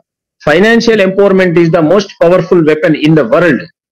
అంటే డబ్బు లేనిది మనము ఏది, ధనం మూలం ఇదం జగత్ అని గతంలో అనేది, కానీ ఇప్పుడు మాత్రం ఇక డబ్బే అన్నిటికీ మూలం. ఇలా ఓట్లు కొనుక్కోవాలన్నా, ఒక ఛాయ్ తాగాలన్నా, ఒక బస్ ఎక్కి ఆడికి పోవాలన్నా, ఇలా లాస్ట్ కు మంచినీళ్ళు కొనుక్కోవాలన్నా కూడా మనకు డబ్బే కావాలి. అట్లనే మనం డబ్బు లేనిది చాలా కష్ట సాధ్యమవుతుంది. కాబట్టి ముందు బ్యాంకులను టార్గెట్ చేయాలి. అసలు నీ బ్యాంకులో ఎన్ని డిపాజిట్ అయితేనే అనే చిన్న అంశం తెలుసుకోలేకపోతున్నాం. మనమందరం గొప్పగా మాట్లాడుతాం. ఇవాళ నేను నిన్న ఒక దగ్గర మాట్లాడాల్సి వచ్చింది. ఏది మహిళా సాధికారత మహిళా దినోత్సవం సందర్భంగా పెట్టి ఇక మాట్లాడుతున్నారు, మైకులు తీసుకొని దంచి వదిలిపెడుతున్నారు, మహిళల గురించి గొప్పగా పొగుడుతున్నారు, సంతోషం. కానీ వీళ్ళు ఎన్నడన్నా గ్రామీణ ప్రాంతాలకు పోయి మహిళల పరిస్థితి ఏంది, వాళ్ళ స్థితిగతులు ఏంది, వాళ్ళ పరిస్థితి ఏందని అధ్యయనం చేసిరా వీళ్ళు? ఒక్కడు చేయడు. డ్వాక్రా సంఘాలను పెట్టి మహిళలకు పూర్తి స్థాయిలో చేయూతను అందిస్తామంటారు. ఈ డ్వాక్రా సంఘాలను పెట్టి బ్యాంకు మేనేజర్లు వీళ్ళకు లోన్లు ఇచ్చి మళ్ళీ వీళ్ళు కూలి పనికి పోయి వచ్చి వాళ్ళ డబ్బులు రికవరీ, వాళ్ళు కూలికి పోయి వస్తారు, కూలి పని చేసి వచ్చి వాళ్ళ పైసలు వాళ్ళు కడతారు, ప్రాంప్ట్ కడతారు. ఈ డబ్బులన్నీ ఇప్పుడు దాకా అనుకున్నాం మనం, ఆ మేడ్చల్ ఎవడో 28 కోట్లు తెంగేశాడు ఉత్తగా దొంగ కాగితాలు పెట్టి, ఇటువంటి వాళ్లకు మళ్ళీ ఇస్తారు. ఇప్పుడు ఆ రామంతపూర్ లో SBI బ్యాంక్ కూడా 3 కోట్లు, ఇవాళ పేపర్ లో వచ్చిన న్యూస్ అది, రామంతపూర్ లో 3 కోట్లు దొబ్బేశాడు. అంటే ఇట్లాంటి పేదల కష్టము, బడుగు బలహీన వాళ్ళ కష్టము, గ్రామీణ ప్రాంతాల్లో ఉన్న వాళ్ళ కష్టము ఇట్లా దోపిడీకి గురైతుంది. దీనికి రీజన్ ఏంటిది అంటే మనము బ్యాంకు సెక్టార్ ని టార్గెట్ చేయకపోవడమే, బ్యాంకులో ఉన్నటువంటి అంశాలను మనం తెలుసుకోకపోవడమే. ఇవి ఫస్ట్ మనం తెలుసుకుందాం, మన వాళ్ళని మనం చైతన్యం చేస్తూ వాళ్ళు బ్యాంకును ఎట్లా యూటిలైజ్ చేసుకోవాలి అనే అంశాలని వాళ్ళకు ఎక్స్ప్లెయిన్ చేసి బ్యాంకుల ద్వారా వాళ్ళు డబ్బు తీసుకోవాలి. నువ్వు కట్టవా దైవాధీనం, దేవునికి ఎరకాది, తర్వాత చూద్దాం ఆ అంశము. ముందు తీసుకోవడం నేర్చుకోండి ఆయన అంటే ఆ దిశగా మనం చైతన్యం చేయడం లేదు. కాబట్టి ముందు మనము డబ్బుని సంపాదించడానికి బ్యాంకుల్ని టార్గెట్ చేయడానికి దయచేసి ఈ ప్యానెల్లో ఉన్న వాళ్ళు ఆలోచన చేయండి, దాన్ని ఆ దిశగానే అడుగులు వేయండి, ఆర్థికంగా ఎదగండి. ఎదిగిన తర్వాత మనం రాజకీయాల వైపు మాట్లాడదాం. కంపల్సరీ మంత్రులమైనా, ముఖ్యమంత్రులమైనా, ప్రధానమంత్రులం కూడా ఖచ్చితంగా అవుదాం, దాంట్లో ఎటువంటి సందేహం లేదు. ఇవాళ నాకు చాలా కోరికున్నది, నేను ఎమ్మెల్యేని కావాలి, ఎంపీని కావాలి, ముఖ్యమంత్రిని కావాలని బలంగా ఉన్నది. కానీ నామినేషన్ వేయడానికి నా దగ్గర 10,000 పైసలు లేవా, ఇంకా నేను ఎట్లయితా? మళ్ళీ ఈ 10,000 మళ్ళీ యానో ఒక్కడు అడుక్కోవాలి, అయ్యా నాయనా బాబు అని అడుక్కోవాలి. మళ్ళీ అడుక్కునే కాడికి మళ్ళీ ఎవరి కాడికి పోవాలి, డబ్బులు ఉన్నోని కాడికి పోవాలి. ఇక వాడు ఒక ఫిట్టింగ్ పెడతాడు, ఏమయ్యా నువ్వు ఉన్నావు కదా, ఇక మీ వల్ల ఒక 1000 ఓట్లు ఉన్నాయిగా, నా ఓట్లు నువ్వే వేయించుకో, ఇక ఎట్లా నాకు వేయర్లే, ఇక ఈ పైసలు తీసుకపో అనేటువంటి ఒక దౌర్భాగ్య స్థితికి ప్రజెంట్ గా వచ్చి ఉన్నాం మనం. కాబట్టి ఫస్ట్ మనం బ్యాంకుల్ని టార్గెట్ చేయాలంట, డబ్బుని మన ఇంటికి, మన బ్యాంకులోకి, మన ఖాతాలకు తెచ్చుకునే ప్రయత్నాలు 100% చేస్తే సక్సెస్ అవుతామని నేను స్పష్టంగా చెప్తున్నా. Thank you so much. దీని మీద ఎవరైనా డౌట్స్ ఉంటే అడగండి, దాని మీద మళ్ళీ నేను ఏదైనా మీకు వివరణ ఇవ్వగలుగుతా. Thank you so much. మిత్రులు జలేంద్రాచారి గారు చెప్పినట్టుగా మనం డబ్బు సంపాదించాలి అంటే బ్యాంకింగ్ రంగంని మనం ప్రధానంగా వాడాలి. అందుకు కావాల్సినటువంటి ప్రొఫైల్స్ మనం తయారు చేసుకోవాలి, ఆ దశలో మనం అడుగులేయాలి, ఆ లిటరసీ మనం పెంపొందించుకోవాలి అనేటువంటి దాన్ని మేము కూడా ఏకీభవిస్తున్నాం. ఆ విషయాన్ని గుర్తు చేసినందుకు, విపులంగా వివరించినందుకు జలంధరాచారి గారిని అభినందిస్తున్నాను. అదేవిధంగా జలంధరాచారి గారు మాకు అందుబాటులో ఉంటారు ఎల్బీ నగర్ ప్రాంతంలో. సో ఒకసారి వ్యక్తిగతంగా కూడా కలిసి మనం ఆ విషయాలపైన ఒకసారి పర్సనల్ గా కలిసి ఆ లోతైన విషయాన్ని చర్చిద్దాం. ఇంకొక మాట చెప్పదలుచుకునేడా, నేను ఎల్బీ నగర్ రింగ్ రోడ్ లో జరుగుతుంది ఒక పెద్ద కన్స్ట్రక్షన్. ప్రసన్న ఆంజనేయ స్వామి దేవాలయానికి సంబంధించినటువంటి భూమి, ఇది గవర్నమెంట్ ల్యాండ్, ప్రభుత్వ భూమి అని కలెక్టర్ ఇచ్చినటువంటి లెటర్లు ఉన్నాయి, ఎంఆర్ఓ గారు ఇచ్చిన లెటర్లు ఉన్నాయి, ప్రొహిబిటరీ రికార్డులో కూడా మెన్షన్ అయ్యేసి ఉంది. కానీ అదే భూమికి సంబంధం లేని లింక్ డాక్యుమెంట్లు వేసి ఎస్బీఐలో ఒక 650 కోట్ల రూపాయల లోన్ తీసుకొని ఈరోజు కన్స్ట్రక్షన్ చేస్తున్న ఒక పెద్ద ప్రముఖ కంపెనీ. ఆ కంపెనీ యొక్క లోతుని మనం తవ్వే ప్రయత్నం చేస్తా ఉన్నాం. అందులో భాగంగా రౌండ్ టేబుల్ సమావేశాన్ని కూడా నిర్వహిస్తా ఉన్నాం. మా సార్ ప్రభంజన్ సార్ కూడా ఉన్నారు, మండల్ టీవీ. సో తప్పకుండా మైక్ తో రావాలి. మన అందరం కూడా దాని యొక్క లోతు ఏందో తేల్చాల్సినటువంటి అవసరం కూడా ఉంది. మనందరం కలిసి పనిచేద్దాం సమిష్టిగా, సంఘటితంగా. అది ఆపితే మనం ప్రభుత్వం సొమ్మును, మన సొమ్మును మనం ఆపిన వాళ్ళమే అవుతాం. కాబట్టి ఆ ప్రయత్నం చేద్దామని అంటున్నాను. మంగళవారం రోజు ఈ రౌండ్ టేబుల్ సమావేశం ఎల్బీ నగర్ లో ఉంటుంది.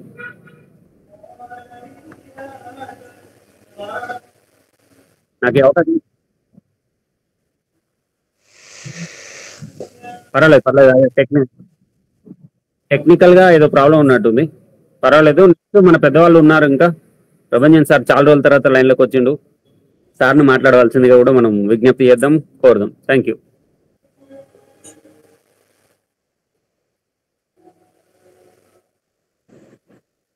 జేబీసీ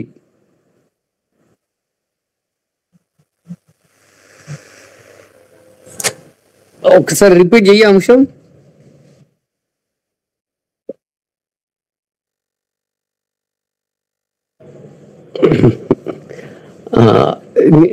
నాకు మొదటి నుంచి చెప్తున్నా, స్పష్టమైన అవగాహన ఉంది. అందరికీ శరణార్థి. బీసీలు ఇప్పటికీ బిచ్చగాళ్ళలాగా అడుక్కుంటున్నారు. ఒక సామెత ఉంది, beggars don't have any choice. బిచ్చగాళ్ళకి ఏది ఇస్తే అది తీసుకోవాలి, కానీ నాకు బిర్యానీ, చికెన్ బిర్యానీ కావాలి, మటన్ బిర్యానీ కావాలి అని చెప్పి డిమాండ్ చేయడానికి లేదు. కాంగ్రెస్ పార్టీ ఉదయపూర్ డిక్లరేషన్ లో ఒక ఎంపీ స్థానంలో 2 ఎమ్మెల్యేలకు టికెట్లు ఇస్తామన్నారు, ఇవ్వలేదు. మనం ఏం చేయగలిగినాం? వాళ్ళని ఏం చేయలేదు. మన జనాభా దామాషా రీతిలో తెలంగాణలో 60% ఉన్న బీసీలకి 60% టికెట్లు రావాలి. ప్రజాస్వామ్యం అంటేనే ఎవరమెంతో వాళ్ళకంత వాటా, మెజారిటీ బై మైనారిటీ. మెజారిటీగా ఉన్నటువంటి బీసీలకి నిర్ణయ శక్తి లేదు. ఎందుకంటే ఏ రాజకీయ పార్టీ కూడా మనం అధ్యక్ష స్థానంలో లేవు. అధ్యక్షుడు మాత్రమే టికెట్లు ఇచ్చేటువంటి, బీఫామ్ ఇచ్చేటువంటి అవకాశం ఉంటుంది. సో లాబింగ్ చేసేటువంటి తెలివి కూడా బీసీలకు లేదు. ఇందాక జలంధరాచారి చెప్తూ బీసీలకు ఆర్థికంగా డబ్బులు లేవు కనుకనే రాజకీయం చేయట్లేదు, అందుకని డబ్బులు సంపాదించుకోవాలని చెప్పేసి అన్నారు. అది నేను ఏకీభవించట్లే, అంగీకరించట్లేదు. ఎందుకంటే బీసీల దగ్గర డబ్బులు లేకుండా ఏం లేరు. ఇవాళ బిడ్డ సౌంట్ అయితే 2 లక్షలు ఖర్చు పెట్టి ఫంక్షన్ చేస్తారు. కొడుకు బర్త్డే అయితే కూడా 1,00,000 రూపాయలు ఖర్చు పెడతారు, తినిపిస్తారు, తాపిస్తారు, దావతులు అయితే. ప్రతి ఊళ్ళో ఇవాళ దుర్గమ్మ పండుగలు, బొడ్రాయి పండుగలు అవుతుంటే ఇంటికి 10,000 అప్పు చేసి కూడా పండుగ చేస్తున్నారు. సో ఇంటికి 10,000 చొప్పున కనుక ఫండ్ మనకు ఇస్తే బీసీలు అందరూ కూడా రాజకీయ పార్టీ ఏర్పాటు చేసుకోవచ్చు, అద్భుతంగా నిర్మాణం చేసుకోవచ్చు. ఓట్లు మనయే, సీట్లు మనయే అనేటువంటి నినాదాన్ని మనం స్ఫూర్తిగా తీసుకున్నట్టయితే, నిన్న మేడారం జాతర పోయింది, కోట్లాది మంది పోయినరు. కోట్లాది మంది పోయి ఏం చేసిండ్రు? యాటలు కోసుకున్నారు, కోళ్ళ కోసుకున్నారు, తిన్నారు, తాగిండ్రు, వచ్చిండ్రు. కానీ ఆ సమ్మక్క స్ఫూర్తి, సారక్క స్ఫూర్తి ఎందుకు వాళ్ళు పోరాటం చేసిండ్రు? సామంత రాజుగా ఉన్న వాళ్ళు ప్రజల పక్షాన కరువు వచ్చినప్పుడు వాళ్ళు కప్పు అంటే పన్ను కట్టలేరు, మాఫీ చేయండి అని కాకతీయుల సామ్రాజ్యంలో వీళ్ళు ఎదురు తిరిగిండ్రు. అట్లా వీరోచిత పోరాటం చేసినాక వాళ్ళు వీర యోధులైనరు, వాళ్ళను దేవుళ్ళుగా ఇవాళ మనం కీర్తిస్తున్నాం, వాళ్ళని వేడుకుంటున్నాం. మరి మనం కూడా పోరాట యోధులుగా మారొచ్చు కదా. ఇది చేయరు, డబ్బులే కావాలని ఒక సాగు చూపెడుతున్నారు. ఈచ్ వన్ టీచ్ 10, ఒక్కొక్కరు ఒక్కొక్క 10 మంది బుర్రలు మార్చగలిగితే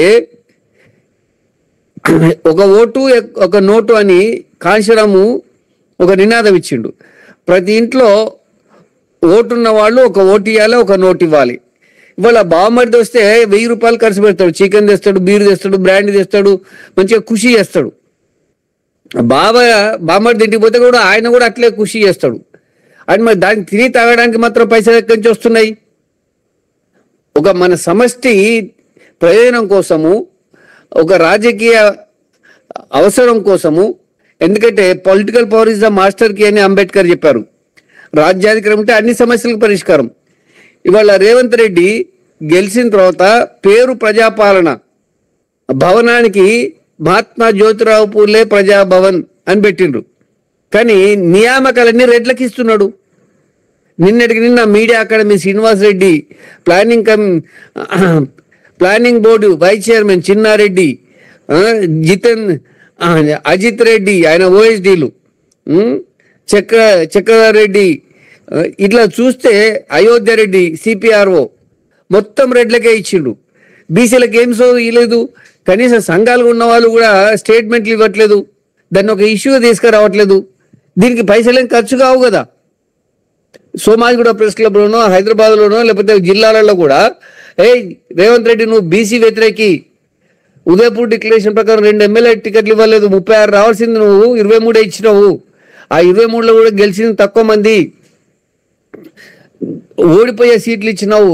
హైదరాబాద్ చార్మినార్ లాంటి చోట బీసీలకు ఇచ్చి వాళ్ళు గెలవలేదని బదనాం చేస్తున్నావు అని పేపర్ స్టేట్మెంట్లు, వీడియోలు సోషల్ మీడియాలో పెట్టవచ్చు కదా. ఇది కూడా దానికి డబ్బులు ఖర్చు అవుతాయా? కోట్ల రూపాయలు ఖర్చు అవుతాయా? కావు. మనకు రోజు రోజుకి పోరాడే తత్వం అనేది లేకుండా పోతున్నది.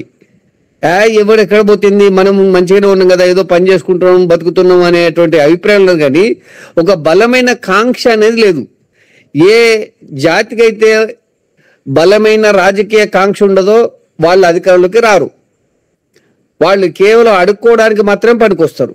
ఈ స్కీములు ఆ స్కీములు అప్లై చేసుకుంటూ సర్టిఫికెట్లు పెట్టుడు, ఇవి పెట్టుడు, ఇవి దీంతోనే కాలయాపన చేసుకుంటారు. కానీ అందుకని ఒక బలమైన రాజకీయ కాంక్ష ఉండాలి. ఆ కాంక్ష ఉండి బీసీలంతా ఎక్కడికక్కడ చైతన్యమయ్యి నినదించి బజార్లోకి వచ్చి ఉద్యమాలు చేస్తే తప్ప తెలంగాణ లాగా మరొక ఉద్యమం తీసుకురావాలి. ప్రతి ఇంటికి, ప్రతి గుడిసెకి, ప్రతి గుండెకి మనం చేరుకోవాలి, మన నినాదం చేరుకోవాలి. ఏక ఓడ్దో ఏక నోడ్దో అనేటువంటి ఒక ఉద్యమం తీసి ఒక రాజకీయ ఉద్యమం చేస్తే తప్ప మనకు రాజ్యాధికారం రాదు. ఇవాళ బీసీలు ఒక్క హైదరాబాద్లో చూసుకున్నట్టయితే 1000 మంది ₹1 కోటి ఇట్లా ఎడమ చేత ఇచ్చి మర్చిపోవచ్చు, అంత స్తోమతలో ఉన్నారు. కానీ ఇవ్వరు. వాళ్ళు ఎందుకు ఇవ్వరు అంటే మన ఉద్యమం బలంగా ఉండి మనం ఒక ఊపు తీసుకొస్తే ఆటోమేటిక్గా వాళ్ళే మన దగ్గరకు వస్తారు, మన కాళ్ళ కాడికి వస్తారు. కనుక అప్పటి వరకు ఇవ్వగలిగిన వాళ్ళతోటి చేయగలిగినన్ని రాజకీయ ఉద్యమాలు మాత్రమే చేయాలి. దానికి ఒక రాజకీయ నిర్మాణం, పార్టీ ఏర్పాటు చేసుకోవాలి. చిన్నదో పెద్దదో, ఎవరైనా పుట్టగానే లేచి 6 అడుగుల అందగాడై ఉరకడు. కనుక అది టీఆర్ఎస్ పార్టీ పుట్టినా, టీడీపీ పార్టీ పుట్టినా, కాంగ్రెస్ పుట్టినా కూడా పుట్టినప్పుడు అది చిన్న చిన్న పార్టీలే. మనలాగా ఇట్లా మీటింగ్లు పెట్టుకొని ఇవాళ అంటే టెక్నాలజీ వచ్చి కనుక మనము అడ్వాన్స్గా వీడియో కాన్ఫరెన్స్లు మీటింగ్లు ఏర్పాటు చేసుకుంటాం. ఆ రోజు గుళ్ళల్లో, బైన సంఘాల్లో, లేదా కమ్యూనిటీ హాళ్ళల్లో, గ్రామ పంచాయతీల దగ్గర అక్కడ మీటింగ్లు ఏర్పాటు చేసుకొని అట్లా విస్తరించిండ్రు. కనుక ఇవాళ మనకు బీసీలకి రాజకీయ అధికారం కావాలనే ఒక బలమైన కాంక్ష, దీక్ష బూడినట్టయితే వస్తుంది, లేకపోతే రాదు. ఎన్ని కోట్లు, 100,000 కోట్లున్నా రాదు. ఇవాళ దేవేందర్ గౌడ్కు డబ్బులున్నాయి, మది యాషి గౌడ్కు ఉన్నాయి, అంజన్ కుమార్ యాదవ్కు ఉన్నాయి, తలసాని శ్రీనివాస్ యాదవ్కు ఉన్నాయి. ఇవాళ ప్రతి మాజీ ఎమ్మెల్యే, మాజీ ఎంపీ, బీసీలు ఎంతో మంది కాంట్రాక్టర్లు ఉన్నారు, ఎంతో మంది వ్యాపారస్తులు ఉన్నారు. ఈ జనరల్ బజార్ పోతే మొత్తం 300 కాపులే, బంగారు దుకాణాలే ఉన్నాయి. పైసలు ఎందుకు లేవు బీసీల దగ్గర? ఇచ్చే గుణం లేదు. డబ్బు పెడితే రాజ్యాధికారం వస్తుందని ఒక భరోసా మనం ఇవ్వగలిగితే ఆ పైసలు తప్పకుండా వాటంతటా వస్తాయి. కనుక ఇవాళ బీసీ రాజకీయ నాయకత్వ లోపం ఉన్నది. అందుకని ఏం చేయాలంటే ఇప్పుడు ఈ వచ్చే ఎన్నికలలో, మొన్న అసెంబ్లీ ఎన్నికలలో కూడా నేను చెప్పాను, బీసీ అభ్యర్థులు ఎవరైతే పోటీ చేస్తారో ఫస్ట్ వాళ్ళని ఓడించండి. వాళ్ళని ఓడిస్తే, లేకపోతే వాళ్ళు చెంచాలుగా ఉండి వాళ్ళ కావలి కుక్కల్లాగా ఉండి ఆయా రాజకీయ అగ్రకుల నాయకత్వం ఉన్న రాజకీయ పార్టీల దగ్గర ఊడిగం చేస్తున్నారు, కాపలాగా వస్తున్నారు. అట్లా కాకుండా ఫస్ట్ బీసీ అభ్యర్థులు ఓడిస్తే వాళ్ళు బయటకు వస్తారు. బయటకు వచ్చి ఒక రాజకీయ నిర్మాణం అంటే రాజకీయ అనుభవం ఉన్న వాళ్ళే చేయాలి. కనుక నా డిమాండ్ ఏంటంటే వచ్చే పార్లమెంట్ ఎన్నికల్లో పోటీ చేసేటువంటి బీసీ అభ్యర్థుల్ని ఓడిద్దాం. ఓడించి వాళ్ళకు ఒక నినాదం ఏంది, మీరు అందరూ బయటకు వచ్చి బీసీల నాయకత్వంలో ఒక రాజకీయ పార్టీ ఏర్పాటు చేయండి, మీరు మీ నాయకత్వంలో మేము పనిచేయడానికి సిద్ధంగా ఉన్నాం అనేటువంటి ఒక సంకేతం ఇవ్వాలి. ఆ నినాదం ఇస్తూ వచ్చే ఎన్నికల్లో, పార్లమెంట్ ఎన్నికల్లో బీసీ అభ్యర్థులను ఓడించాలి. ఆ తర్వాత రాజకీయ నిర్మాణం చేసుకొని గ్రామ పంచాయతీ, పంచాయతీరాజ్ ఎన్నికలు వస్తున్నాయి, ఆ ఎన్నికల్లో మనకంటూ ఒక రాజకీయ నిర్మాణం పార్టీ ఏర్పాటు చేసుకొని ఆ పార్టీ తరఫున మనం పోటీ చేయాల్సిందిగా నేను విజ్ఞప్తి చేస్తున్నాను. Thank you very much.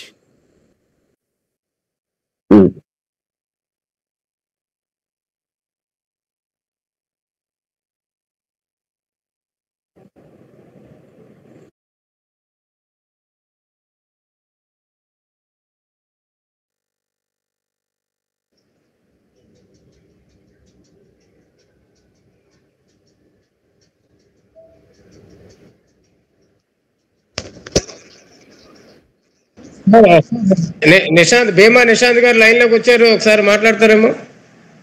జై భీమ్, జై భీమ్, జై బీసీ, జై మూలవాసి, జై జంబు ద్వీపం, జై బీసీ సార్. చాలా సంతోషం. మేధావర్గం అంతా కూడా ఒకసారి చేరటం, ఒక కాన్ఫరెన్స్ కండక్ట్ చేసే గొప్ప స్థాయికి కంటిన్యూ అవటం అనేది నేను చాలా సంతోషపడుతున్నాను. ఇందులో ఉన్నటువంటి పెద్దలందరి గురించి కూడా నేను తెలుసుకోవడానికి, వాళ్ళని అనుసరించడానికి నేను ప్రయత్నం చేస్తాను. మాట్లాడుతున్నది Bhima Nishant, JMS national chief at Praja Kutami, present national కోఆర్డినేటర్గా programming చేస్తున్నాను. చాలామంది బహుశా నాకు గతంలో తెలిసిన వారే ఉన్నట్లుగా అనిపిస్తూ ఉన్నారు. చాలా సంతోషం. మరి బీసీ సామాజిక వర్గాల అభ్యున్నతి నిమిత్తం నిర్వహిస్తున్న ఈ కార్యక్రమానికి నేను చాలా సంతోషపడుతూ, మనకి ఎప్పుడు ఈ కార్యక్రమం జరిగినా నా పార్టిసిపేషన్ ఉంటుంది, నా ఐడియాలజీ ఉంటుంది అనేటువంటి విషయాన్ని సోదర మిత్ర బీసీ బహుజన సామాజిక పెద్దలందరికీ కూడా నేను వినయపూర్వకంగా తెలియజేస్తున్నాను. సరే, మీరు ఏదైనా క్రిటికల్ ఫండమెంటల్ పాయింట్స్ ఏదైనా ప్రశ్నిస్తే దానికి సమాధానం చెప్పడానికి సిద్ధంగా ఉంటా.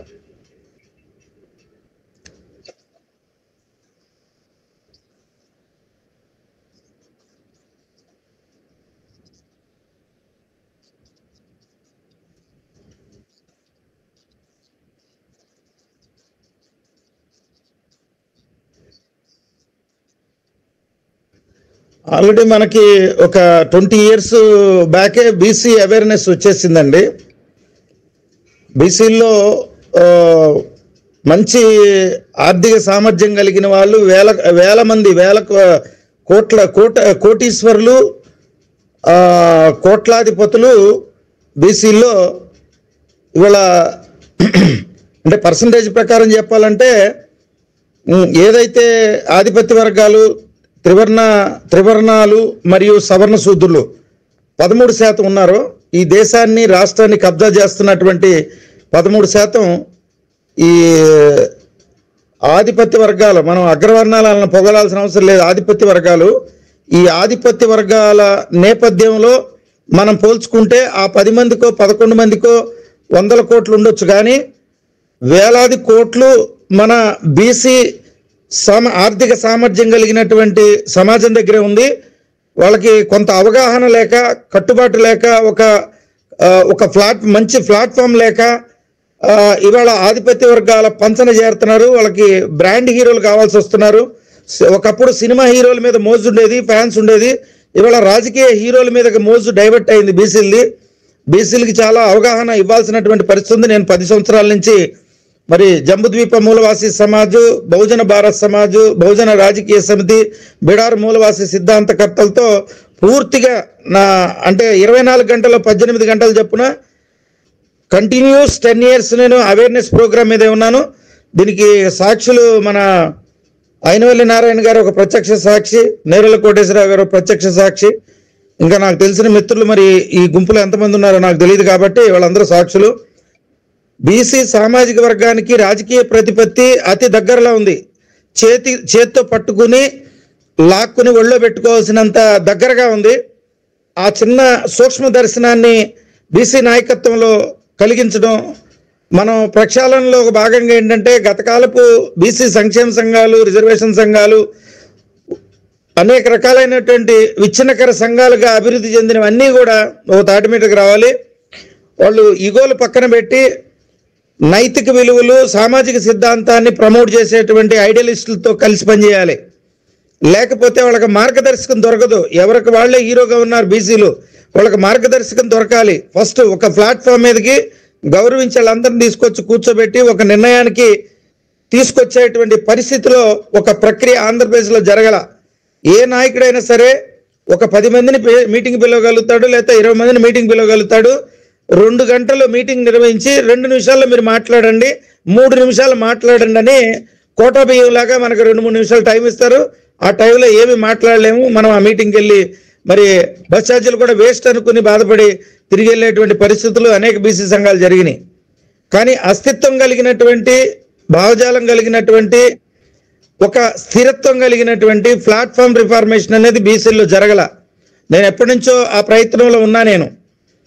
సో బీసీ అనేటువంటి పదానికి, బహుజన్ అనేటువంటి పదానికి ఈ చిన్న చిన్న వ్యత్యాసాలు, మూలవాసి అనేటువంటి పదానికి ఉన్నటువంటి వ్యత్యాసాలు తెలుసుకోలేక బీసీ అంటేనే అర్థమవుతుంది, ఎస్సీ ఎస్టీలు అంటేనే అర్థమవుతుంది.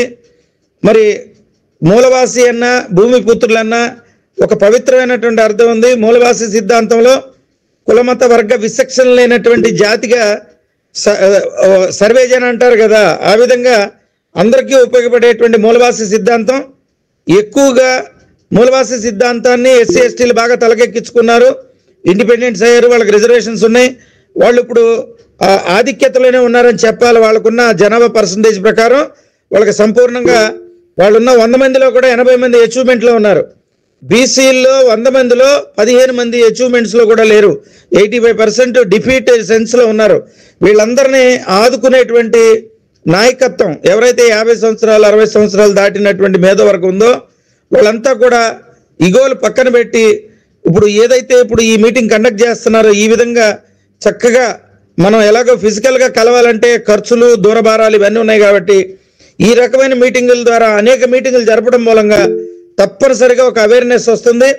మనం ఎవరో తెలియని వాళ్ళం కూడా అనేక మంది కొత్త వ్యక్తుల్ని మనం తెలుసుకునే అవకాశం ఉంటుంది. పరిచయాలు అవడం మూలంగా, ఈ మీటింగుల మూలంగా వ్యక్తిగత విలువలు బాగా పెరుగుతున్నాయి. ఇప్పుడు అయినవల్లి నారాయణ గారు ఉన్నారు, ది గ్రేట్ లెజెండ్. ఆయన మూలవాసి సిద్ధాంతంలో కానీ, బహుజన సిద్ధాంతంలో కానీ ఆయన ర్యాకెట్ రోలర్ అన్నమాట, ఏరోడైనమిక్ స్పీకర్ ఆయన. మరి ఆయన వస్తున్నాడంటే డయాస్ మీద మైక్ ఇవ్వాలంటే భయపడతారు. కానీ మనం సొంతగా ఒక డయాస్ని నిర్మించుకోవడం, మనమే గంటల తరబడి మాట్లాడి మనం చెప్పే మాటలు విని అవేర్నెస్ అయ్యి కార్యకర్తలుగా మారే స్థితిగతుల్ని మనం సంకల్పించుకోవాలి. అది ఒక్కొక్క బీసీ ఇంటలెక్చువల్ ఎవరైతే బీసీల్లో మేధావులని అంటున్నారో ఒక్కొక్కరు ఒక 5గురిని గుంపును తయారు చేసుకుంటేనే ఈ రాష్ట్రాన్ని మోకాలతో గుద్ది అవతల పారేయచ్చు. అది కూడా చేయలేకపోతున్నాం. ఎప్పుడు ఒంటరిగా ఉంటున్నాం. భీమా నిశాంత్ ఎప్పుడు ఒంటరిగానే ఉంటాడు. భీమా నిశాంత్ గారితో అనుసంధానం ఉన్న 300-400 మంది మేధావులు ఎవరు ఆయనతో ఉండరు. కారణం ఏంటంటే ఈగో ప్రాబ్లమ్స్. నేను అందరితో ఉంటాను, 300 మంది మేధావులతో ఉంటాను, నాతో అందరూ ఉండలేరు. కారణం ఏంటంటే high density performance. So ideology represent చేయడం మూలంగా కాస్త వెనుకబడతానం కానీ లేకపోతే వెనక ముందు ఆటం కానీ చేస్తూ ఉన్నారు. ఇవన్నీ పక్కన పెట్టి ఈ 50-60 తర్వాత చచ్చేదెవరో బతికేదెవరో తెలియదు. వాళ్ళ చాలామంది అర్ధంతరంగా మొన్న గిరి గారు పోయారు, కడల చింతారావు గారు పోయారు, ఊషా గారు పోయారు. అంటే మేధవర్గం అంతా అంచెలంచెలుగా హరించుకుపోతా ఉందన్నమాట. ఈ మేధవర్గం ఇప్పుడున్నటువంటి మేధవర్గం హరించిపోకముందు ఒక సింగిల్ ప్లాట్ఫామ్ క్రియేట్ చేయటం అనేది చాలా అవసరం. ఆ సింగిల్ ప్లాట్ఫామ్ మీదకి అందరినీ రప్పించాలనేటువంటిది ప్రధాన ఉద్యమంగా తీసుకుని రప్పించడమే కార్యక్రమం వాళ్ళకి. రాకపోతే పచ్చిగా చెప్పాలంటే నా వల్గర్ భాషలో గౌరవంగా చెప్పడం మొదటి పద్ధతి, రెండోది గట్టిగా చెప్పడం, లేదంటే ఈపు పగలగొట్టి డాష్ మీదకి తీసుకుని వచ్చి మీరు బీసీ సమాజాన్ని నాశనం చేయొద్దు, మీరు ఈ సమాజంతో ఉంటే ఉండండి, లేదంటే ఇంట్లో కూర్చోండి, వేరు సంఘాలు వేరు కుంపట్లు పెట్టి సర్వనాశనం చేయదు, ఆధిపత్య వర్గాలకి బ్రోకరేజ్ చేయొద్దు, మీరు బ్రోకర్లు కాదు, ఓట్లు దళారీలుగా తీసుకెళ్లి అమ్మొద్దు. మరి ఈ బూతులు తిట్టుకునే సంస్కారం, భావదరిద్రపు సంస్కారం ఉన్నటువంటి ఈ భావదరిద్రపు ఆధిపత్య వర్గ రాజకీయాల్లో మరి ఏం మసాలా ఉందో తెలియదు. కానీ ఎగబాక్కుని బీసీలు కూడా వెళ్ళి సీట్లు తెచ్చుకోవాలనుకోవడం, మరి లక్షల కోట్లు పెట్టి సీట్లు తెచ్చుకుని మళ్ళీ వేల కోట్లు సంపాదించాలి. వాళ్ళు చేసిన విద్రోహమే వీళ్ళు కూడా చేయాలి. కాబట్టి అయ్యా brief continue. I stop the movement. You can give another person.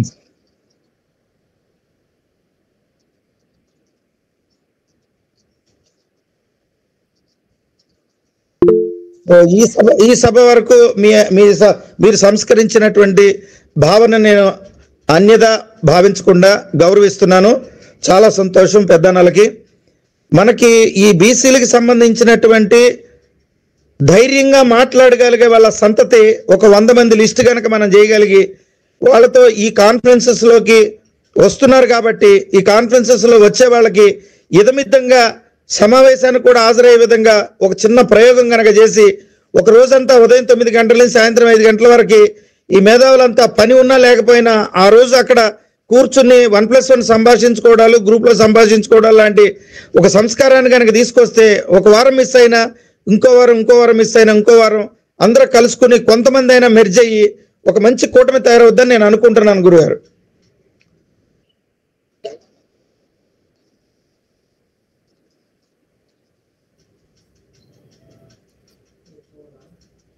జై బీసీ మిత్రులందరికీ కూడా మనం ఇప్పుడు భీమా నిశాంత్ గారు చెప్తున్నటువంటి కార్యక్రమం ఏదైతే ఉందో దాన్ని మనం బీసీ బడి రూపంలో ముందుకు తీసుకెళ్తున్నాం. నిశాంత్ అన్న గారు కొంచెం సరే దాన్ని ఫాలో అవుతలేరు.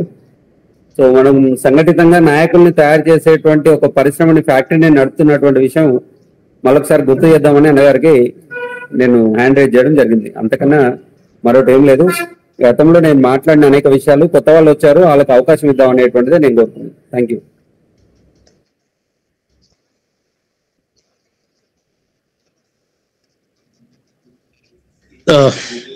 జై భీమ్, జై పూలే, జై బీసీ, జై మూల నివాసి. నా పేరు దేవతి శ్రీనివాస్. నాది నిజామాబాద్ డిస్టిక్. సో ఇప్పుడు ప్రస్తుతానికి నిజామాబాద్ పార్లమెంట్ ఎంపీగా బహుజన్ ముక్తి పార్టీ తరఫు నుండి పోటీ చేస్తున్నాను. మీరు ముందుగా మరి పెద్దలందరికీ కూడా మరొకసారి నేను ధన్యవాదాలు తెలియజేసుకుంటున్నాను. నిజంగా మీలాంటి పెద్దల మాటలు కానీ, అంటే మాలాంటి యువకులను, అంటే రేపటి భవిష్యత్తు కొరకు ఎటువంటి నాయకులను తయారు చేయాలో మరి మీ మాటల ద్వారా స్ఫూర్తిని తీసుకోవడమే మా యువకుల మొదటి లక్షణము. ఈరోజు నిజంగా బీసీలను ఒక ఆట బొమ్మలుగానే, అంటే ఓట్లు వేసే బొమ్మలుగానే చూస్తున్నారు ఈ అగ్ర కులాలు, ఈ అగ్రవర్ణాలు. ఎందుకంటే మన తెలంగాణ రాష్ట్రంలో ఎంతమంది ఉన్నారు బీసీ? మనం కులగణన చేస్తే దాదాపు 119 సీట్లలో జనాభా పరంగా 60 మంది ఎమ్మెల్యేలు మన తెలంగాణ అసెంబ్లీలో ఉండాల వాస్తవంగా. కానీ ఎంతమంది ఉన్నారు? 19 మంది ఎమ్మెల్యేలు ఉన్నారు. అదే రెడ్డిలు వాళ్ళు ఉన్నది 7%. 7% ఉన్న రెడ్లేమో 43 మంది ఎమ్మెల్యేలు మరి అసెంబ్లీలో మరి వాళ్ళు కూర్చున్నారు.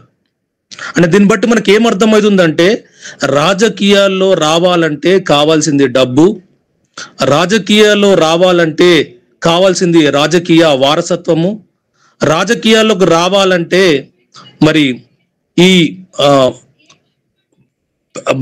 అగ్రవర్ణాల పార్టీల్లోకే మనం వెళ్ళాలి. లేదంటే ఈ పార్టీల బలగాలు, బలములు, రౌడిజము ఇవి ఉంటేనే సామాన్యులు బీసీలే గాని, ఎస్సీలే గాని, ఎస్టీలే గాని రాగలుగుతారు. కానీ డబ్బున్న వారే మాత్రమే ఈ రాజకీయాలకు రాగలుగుతారు తప్ప సామాన్యులు మనలాంటోళ్ళు ఈ రాజకీయాలకు రావడము చాలా కష్టము. వచ్చినా కూడా నిలబడము, నిలదొక్కోవడము అది ఇంకా కష్టం.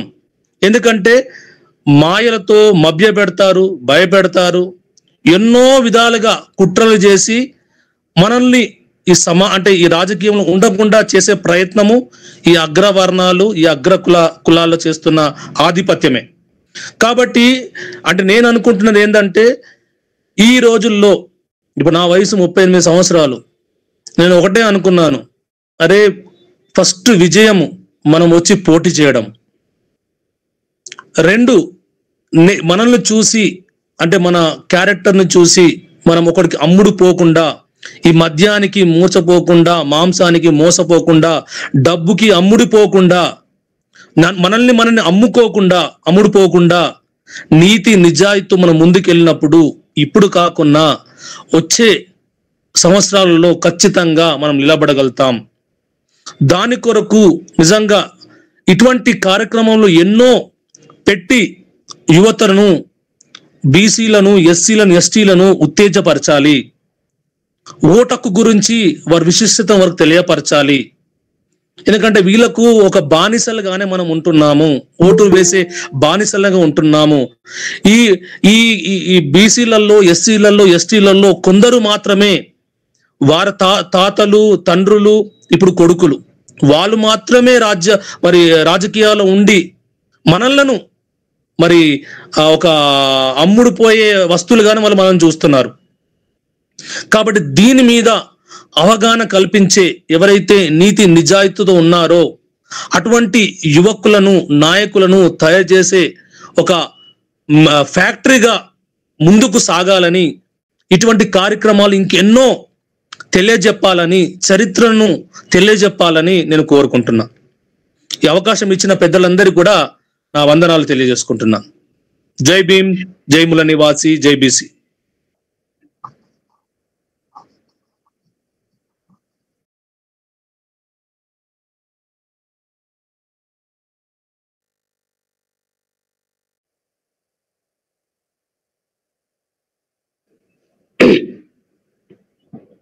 అందరికీ వస్తున్నాడుది. నా పేరు కామల్ ఐలన్న, నేను బీసీ కులాల ఐక్యవేదిక అధ్యక్షుడిని. ఇది మంచి పరిణామం. బీసీలను ఒక చైతన్యం చేసేటువంటి మంచి యాప్. ఇదంతా సోషల్ మీడియాలో మనం అప్డేట్ కావాల్సిందే. అది చాలా స్పష్టంగా జనంలోకి పోతాం, మనం కూడా కొంత చైతన్యం కావడానికి అవకాశాలు ఉంటాయి. నేను ఒక 2-3 వక్తలు మాట్లాడుతున్నప్పుడు నేను వచ్చిన బాగానే, ఒక వక్త గారు తను మాట్లాడుతూ మనం రాజ్యాధికారం చేపట్టాలంటే ఆర్థికంగా ఎదగాలి అనేటువంటి, డబ్బులు ఎట్లా బ్యాంకుల నుండి మనం తీసుకోవాలి అనేటువంటి అంశం మీద చాలా బాగా చెప్పారు. అది మంచిదే, కానీ ఇంకా అక్కడ దాకా మనోళ్ళు చైతన్యం కాలేదు. అది అవేర్నెస్ ఒక దశలో చేసుకుంటూ పోతే అది కూడా బాగానే ఉంటుంది. అట్ ది సేమ్ టైంలో ప్రభంజన్ అన్న మాట్లాడుతూ దాన్ని నేను ఏకీభవించట్లేదు. మనోళ్ళ కన్నా డబ్బులు బాగా ఉన్నాయి, పండుగలు ఎట్లా చేస్తున్నారు అనేది చాలా బాగా చెప్పుకొచ్చింది. నిజమే, ఇవన్నీ కూడా కొంతమంది అగ్రకులము అనేటువంటి వర్డ్స్ వాడుతా ఉన్నారు. నేను దాన్ని ఒప్పుకోవడం లేదు. అగ్రకులము అనకుండా ఆధిపత్య కులం అని చెప్పాల్సిన అవసరం ఉంటుంది. మన మీద ఆధిపత్యం చెలాయిస్తారు కానీ అగ్రకులం అంటూ వాళ్ళకు మనకంటే ఎక్కువ కులం అయితే శ్రమలో శ్రమను సృష్టించిన వాళ్ళం, ఉత్పత్తి కులాలకు సంబంధించిన వాళ్ళం. ఎవరైనా మాట్లాడుతుందా? మాట్లాడతారో మరి నేను మాట్లాడాను. ఓకే, కాబట్టి ఆధిపత్య కులం అయితే తప్ప అది అగ్రకులం కాదు. ఇందులో ఉన్న వాళ్ళంతా కూడా 10 మంది ఉన్నట్టున్నారు, 10 మంది కూడా మేధా వర్గానికి సంబంధించిన వాళ్ళే. కాబట్టి మనం ఎక్కడ మాట్లాడినా ఎక్కడ ప్రచారం చేసినా కానీ ఆధిపత్య కులం అనేటువంటి వరుసే రావాలి, కానీ అగ్రకులం అయితే అనొద్దు అనేది నా అభిప్రాయం.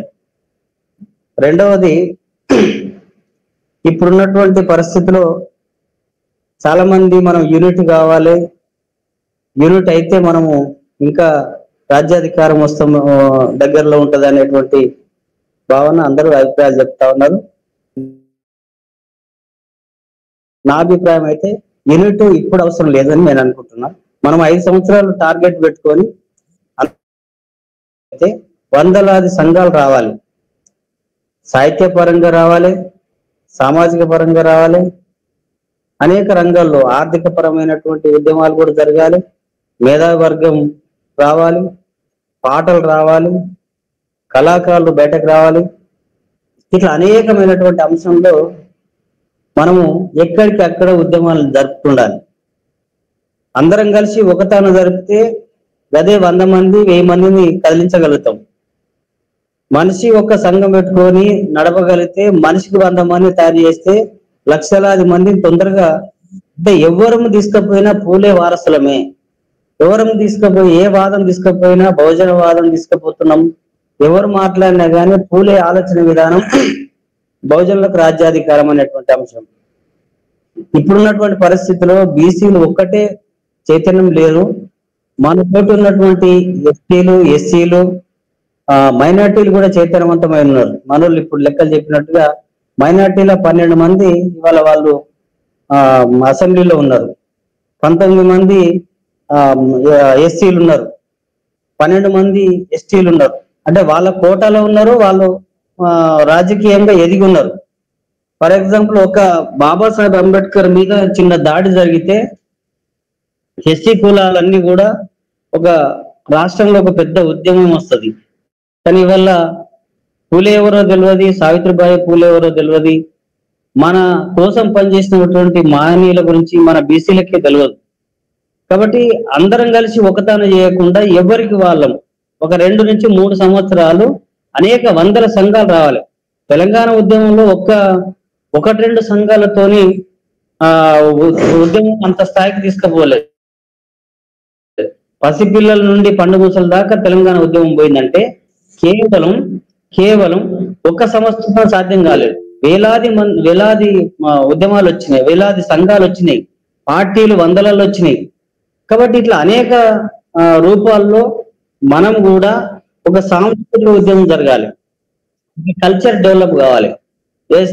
నేను ఓటు వేస్తే గిన్నా నా బీసీకి వేస్తా, నేను ఓటు వేస్తే గిన్నా నా బహుజనుల గురించి మాట్లాడేటువంటి ఎస్సీకి వేస్తా, నేను ఓటు వేయాలనుకుంటే నేను నా గురించి మాట్లాడే మా బహుజన సమాజం గురించి మాట్లాడే ఎస్సీ మైనారిటీలకు వేస్తా. ఈ కల్చర్ రావాలి.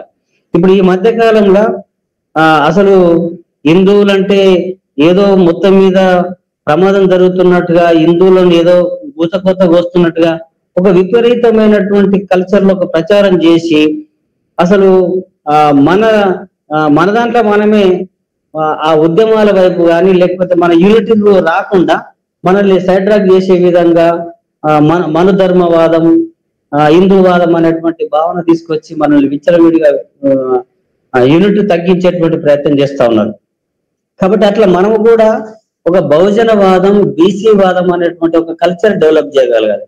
అది ఏం చేయగలిగినా పూలే వారసులంగా మనం తయారు చేసుకోగలగాలి.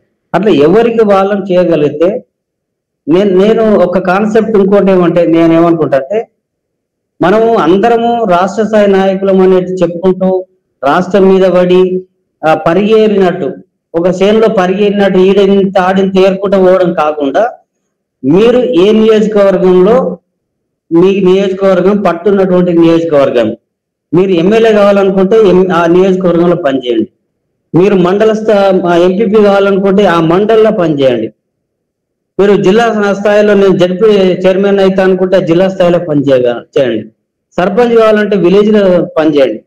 అట్లా ఆ స్థాయిలో మనం పనిచేయకుండా మన ఊరిని వదిలిపెట్టి మండలానికి వస్తాం, మండలాన్ని వదిలిపెట్టి జిల్లాకు మన రాష్ట్రం, ఇక ఈ రాష్ట్రము జిల్లాలు తిరుక్కుంటూనే పోతుంటాం. కానీ స్థానికంగా మనకు ఉండేటువంటి బలము బలహీనతలు మనం అర్థం చేసుకుంటున్నాం, పొలిటికల్ గా మనం డెవలప్ అవుతలేం. అందుకే ఆధిపత్య కులాలు మొదటిగా సభ్యత్వం ఎక్కడ తీసుకుంటాడంటే ఒక రాజకీయ పార్టీలో సభ్యత్వం తీసుకుంటాడు. అదే బీసీ కులాలు, ఎస్సీ కులాలు, ఎస్టీ కులాలు ఎక్కడ తీసుకుంటారంటే వాడు ఎదిగి 18 సంవత్సరాలు 20 సంవత్సరాలకు వచ్చేసరికి సభ్యత్వం ఎక్కడ తీసుకుంటారంటే ప్రజా సంఘాలలో, కుల సంఘాలలో సభ్యత్వం తీసుకుంటున్నాడు. అదే మరి ఆధిపత్య కులాలకు సంబంధించిన వాళ్ళు మాత్రం డైరెక్ట్ గా ఎమ్మెల్యే కావాలన్నా, ఎంపీ కావాలన్నా, మినిస్టర్ కావాలన్నా, నా కొడుకు ఏం కావాలనేటువంటి వాడు ఒక్కసారి ఆయకట్టు చైర్మన్ అయిందంటే ఎమ్మెల్యే ఎప్పుడు కావాలని అనుకుంటాడు. మనోళ్ళు జడ్పీటీస్ అయితే ఈ 5 ఏళ్ళు ఎప్పుడు ముగుస్తాయి అనేటువంటి భావనతో వెనుకపోతున్నటువంటి తీరున్నది. కాబట్టి దయచేసి ఈ ఉద్యమకారులందరూ కూడా ఒక్కొక్క నియోజకవర్గాన్ని ఎంత మనం చేయగలిగితే, మన శక్తి మేరకు ఎంత చేయగలిగితే అంత మేరకు పొలిటికల్ గా దాన్ని గ్రౌండ్ వర్క్ చేసుకోగలిగితే రాజకీయంగా మనం ఎదగడానికి అవకాశం ఉంటుంది. ఇవాళ మనం చూడండి, ఫర్ ఎగ్జాంపుల్ మీకు ఒక చిన్న ఉదాహరణ చెప్తా. ఆలేరు నియోజకవర్గంలో బీల్ రాయిలయ్య అనేటువంటి వ్యక్తి తను రాజకీయ పార్టీలో సభ్యత్వం తీసుకొని రాష్ట్రం అంతా తిరగలేదు, ఆ నియోజకవర్గంలో ఉన్నటువంటి ప్రతి గడపకు తిరిగిండు, ప్రతి వ్యక్తిని కలవగలిగిండు. ఎంత శక్తి మేరకు ఆర్థికంగా కొంత డబ్బు ఉన్నా దాన్ని పెట్టుకుంటూ దాన్ని తన అన్ని గ్రామాలు, అన్ని కులాలకు టచ్ అవుతూ వెళ్ళిపోయిండు. అట్లా వెళ్ళడం వల్ల ఒక ఎమ్మెల్యేగా ఆయన గెలవగలిగింది.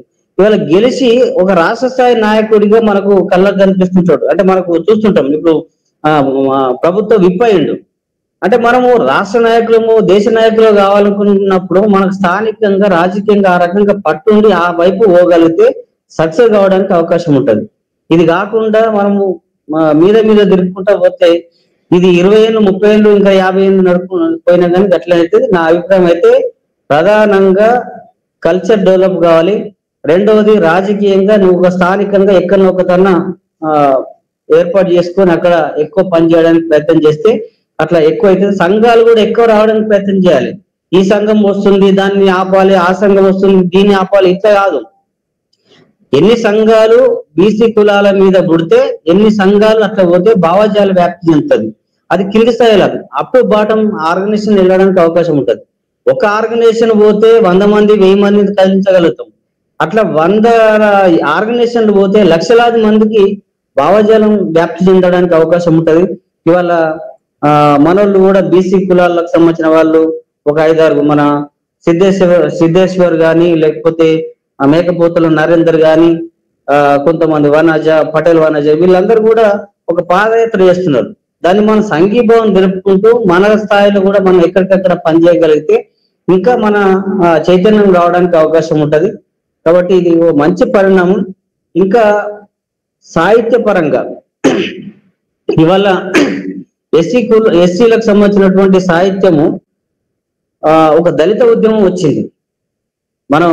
మనం కూడా గతంలో చాలాసార్లు చెప్పుకుంటున్నాం, మాట్లాడుతున్నాం, చాలా మంది మాట్లాడుతున్నారు.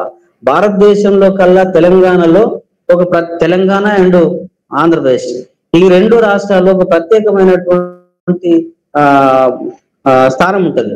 అంటే భారతదేశంలో అనేక ఉద్యమాలు జరగకపోయినా మన ఈ తెలుగు రాష్ట్రాల్లో 2 రాష్ట్రాల్లో అన్ని ఉద్యమాలు జరిగినాయి. అటు తెలంగాణ రైతాంగ సాయుధ పోరాటం నడిచింది, తర్వాత నక్సల్బరి పోరాటం వచ్చింది, దళిత ఉద్యమాలు వచ్చినాయి, ప్రత్యేక తెలంగాణ వచ్చింది. ఇప్పుడున్న వల్ల కేవలం సామాజిక తెలంగాణ ఒకటే. ఆ ఒక్క కాసును మనం కరెక్ట్ గా తీసుకుపోగలిగితే, సామాజిక తెలంగాణ అన్నటువంటి అంశం మీద కాసును గట్టిగా తీసుకుపోగలిగితే అందరం ఎవరిని తీసుకున్నా అదొక్కటే లక్ష్యం పెట్టుకొని పనిచేద్దాం. సామాజిక తెలంగాణ, సామాజిక ఆంధ్రప్రదేశ్, సామాజిక న్యాయం అనేటువంటి నినాదం తీసుకొని పోగలిగితే ఇంకా బాగుంటుంది. అయితే దళిత ఉద్యమం మన ఉమ్మడి ఆంధ్రప్రదేశ్ లో వచ్చిన పరిస్థితిలో దళిత సాహిత్యం ఎక్కడ దాకా పోయిందంటే thank you very much. Thank you. ఎందుకంటే మిగతా వాళ్ళకి కూడా అవకాశాలు ఇవ్వాలి. చాలా మంచి ఎక్స్ప్లెనేషన్ ఉంది. Thank you. మళ్ళీ ఒకసారి కలుద్దాం. Sandeep, hand over to another person. Thank you.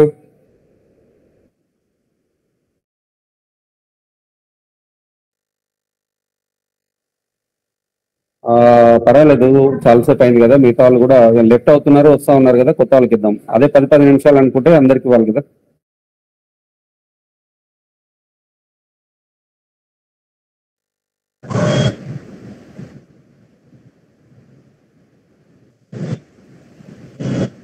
సరే, నేను అంటే ఇప్పుడు మనం మాట్లాడుకునే సబ్జెక్ట్ కాకుండా ఓకే, అయితే అంటే ఇప్పుడు పరిచయం కూడా చేసుకోవాలి కదా, కొత్త వాళ్ళు ఉన్నట్టున్నారు, అందరూ మన మిత్రులు ఉన్నారు. సరే ఓకే, నా పేరు అయినవిల్లి నారాయణ గౌడ్, నేను ఒక బహుజనవాదిని, బీసీలు రాజ్యాధికారం. మనం చెప్పే మాటలే ఇనే మాటలే. అసలు కాన్సెప్ట్లోకి వెళ్తే ఈవేళ మొన్న జరిగిన తెలంగాణ ఎలక్షన్లో కానీ రేపు జరగబోయే ఆంధ్రప్రదేశ్ అసెంబ్లీ ఎలక్షన్లో కానీ బహుజనులు అని మనం చెప్పుకుంటున్నాం, కనీసం సోజులో కూడా ఓటు శాతాన్ని పెంచుకోలేని పరిస్థితులు ఉన్నాయి. ఈ లోపం ఎవరిదనంటే, అంటే నేను వ్యక్తిగతంగా చెప్పాలంటే ఈ లోపం అంటే మనదే లోపం అని అనుకుంటాను. అంటే మనం వాళ్ళని ఆ స్థితికి ఎడ్యుకేట్ చేయలేకపోతున్నామా, లేదా ఇందాక మిత్రుడు చెప్పాడు మనం ఇప్పుడు మాట్లాడేటప్పుడు, నియోజకవర్గం మన రాష్ట్ర నాయకులు, జిల్లా నాయకులు, దేశ నాయకులు అని అనుకుంటుంటేనే మన బతుకులు తెల్లారిపోతున్నాయి. కనీసం స్థానికంగా మీ వాళ్ళు ఎంతవరకు చైతన్యం చేశారు, చైతన్యం చేసి ఒక గ్రౌండ్ లో ఒక బేసికల్ గా అంటే ఒక స్ట్రాంగ్ బేస్మెంట్ తయారు చేసుకుని ముందుకు వెళ్ళాలి ఇలాగ అని చెప్పడం జరిగింది. దీంట్లో ఈ విషయాన్ని కూడా నేను ఎందుకు ప్రస్తావిస్తున్నానంటే, ఈ విషయంలో ఒక సక్సెస్ఫుల్ పర్సన్ ఆంధ్రప్రదేశ్ లో అంపావతి గోవింద్ గారు పుట్టపర్తి నియోజకవర్గంలో గత 6 నెలల నుంచి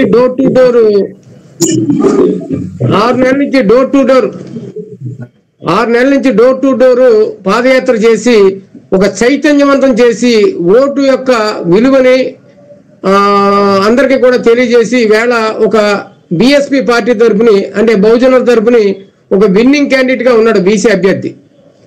ఇది ఒక్కసారి నేను ఎందుకు చెప్తానంటే, వన్స్ ఒక్కసారి మనం ఇలాగా ఒక సామాన్యుడు ఆధిపత్య కులాల మీద అంటే చెరుకో 50 కోట్లు చెరుకో 100 కోట్లు ఖర్చు పెట్టిన వ్యక్తుల్ని ఒక్కసారి మనం వాడగొడితే ఏపీ తెలంగాణలో మనందరం కలిసి కనీసం 1, 2 సీట్లు 3 సీట్లైనా సరే కొట్టగలిగితే ఆటోమేటిక్ గా ఈ ఆధిపత్య కులాలకు చెందిన అభ్యర్థులు అందరూ కూడా, ఎందుకంటే ఓడిపోయే స్థితి ఉన్నప్పుడు వారు 50 కోట్లు 100 కోట్లు ఖర్చు పెట్టడానికి సిద్ధంగా ఉండరు. కాబట్టి రాబోయే ఎలక్షన్ లో ఆంధ్రప్రదేశ్ లో ఈ రకమైన పరిస్థితులు ఉన్న క్యాండిడేట్లు మనం ఫైండ్ అవుట్ చేసి అంపావతి గోవింద్ గారి లాంటి వాళ్ళకి మనం చేయగలిగిన సపోర్ట్, మ్యాన్ పవర్ కానీ మిగతా సపోర్ట్ కానీ లేదా కొంత ఫైనాన్షియల్ సపోర్ట్, ఆయన కూడా ఒక బీఈడి టీచర్ గా ఉండి దాదాపు 10-15 సంవత్సరాల సర్వీస్ ఉండగా వదిలేసి ఈ బహుజనవాదంలో ఉండి వేళ ఎలక్షన్ సంసిద్ధంగా ఉన్నాడు ఒక ప్లాంట్ గా. కాబట్టి మనం ఒక స్థిరమైన అంటే ఒక్కసారి కొట్టామంటే ఆధిపత్య కులాలని వన్స్ అక్కడి నుంచి మార్పు అనేది మొదలవుతూ ఉంటుంది. ఆ మార్పు నట్టుకుని మన వాళ్ళని చైతన్యం చేసుకుని ముందుకెళ్దాం, కొత్త ఆలోచనతో ముందుకెళ్తాం. అనేక మంది మనం మిత్రులు మాట్లాడారు కాబట్టి ఈ విషయాన్ని ఒక్కసారి రాబోయే ఎలక్షన్ లో అంపావతి గోవింద్ గారు లాంటి వ్యక్తి పుట్టపర్తిలో పోటీ చేసిన అంటే ఆయన చేసిన వర్క్ అంతా కూడా నేను చూశాను. ప్రతి డోర్ టు డోర్ తిరిగి చైతన్యం చేశాడు. ఈవేళ అక్కడ ఉన్న ఆధిపత్య కులాలు హడిలిపోతున్నాయి. చెరుకో 100 కోట్లు ఖర్చు పెట్టడానికి సిద్ధంగా ఉన్నారు. అయినా కానీ ఈయన చేసిన వర్క్ కి బిఎస్పీ తరఫున ఆంధ్రప్రదేశ్ లో గెలిచే సీట్ అది. కాబట్టి ఈ రకమైన ఆలోచనతో మనం ముందుకెళ్లాలని మీ అందరికీ కూడా నేను తెలియజేసుకున్నాను. జై BC, thank you very much.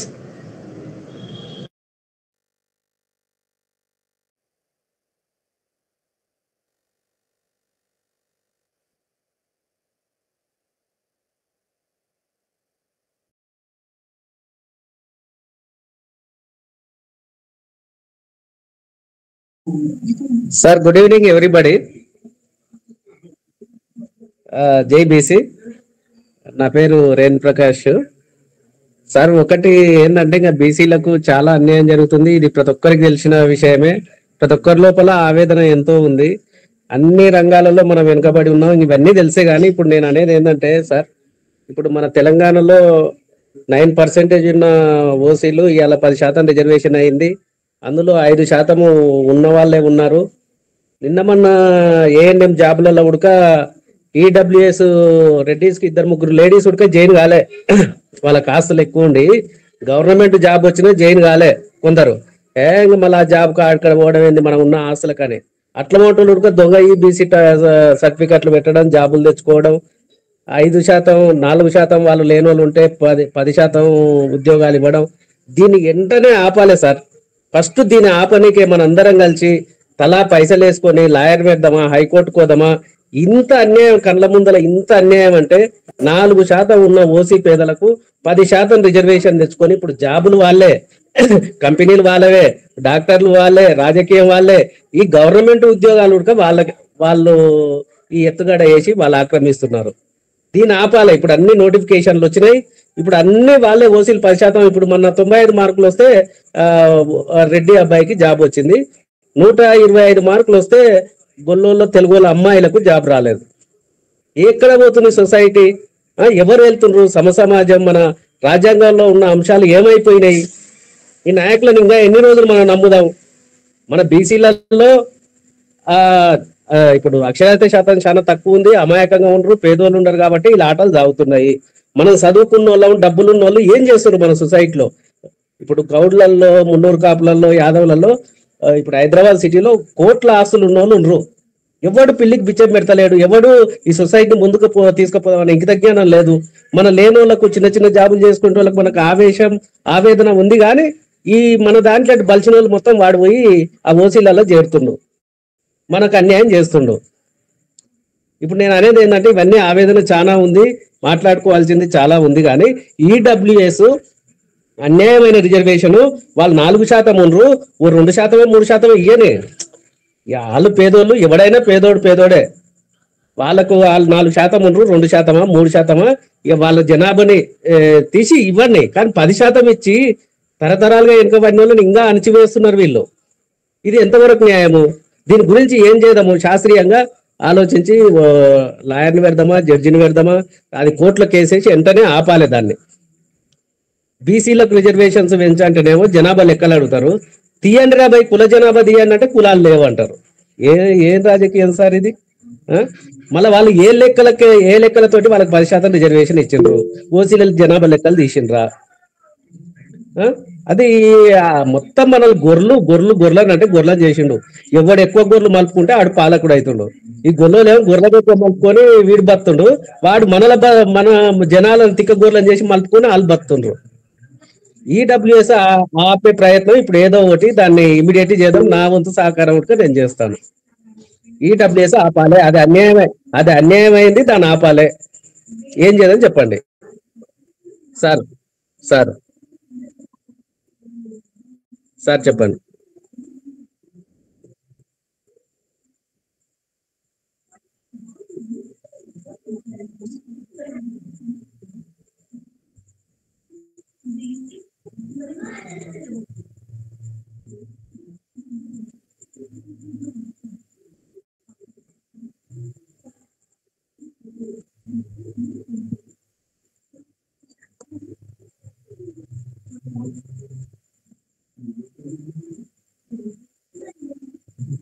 అయితే ఇక్కడ చిన్న లిటిగేషన్ ఉంది సార్.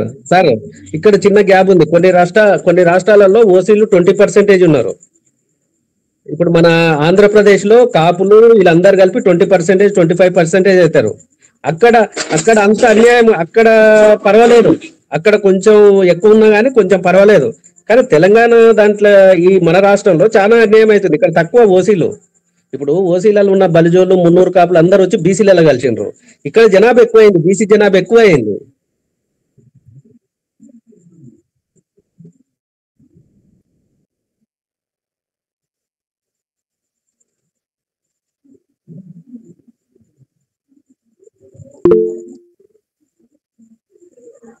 అదే సార్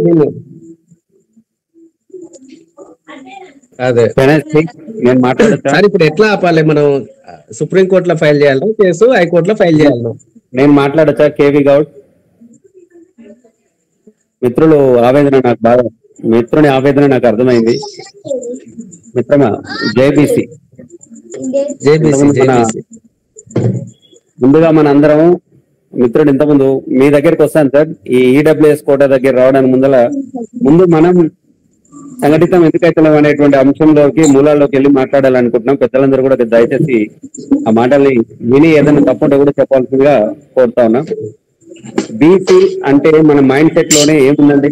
బీసీ అని రాజ్యాంగం ఎవరిని బీసీ అంటుంది అనేటువంటి విషయాన్ని మనం అబ్జర్వ్ చేస్తే బ్యాక్వర్డ్ క్లాస్ అంటుంది, బ్రిలియంట్ కమ్యూనిటీస్ అనలేదు.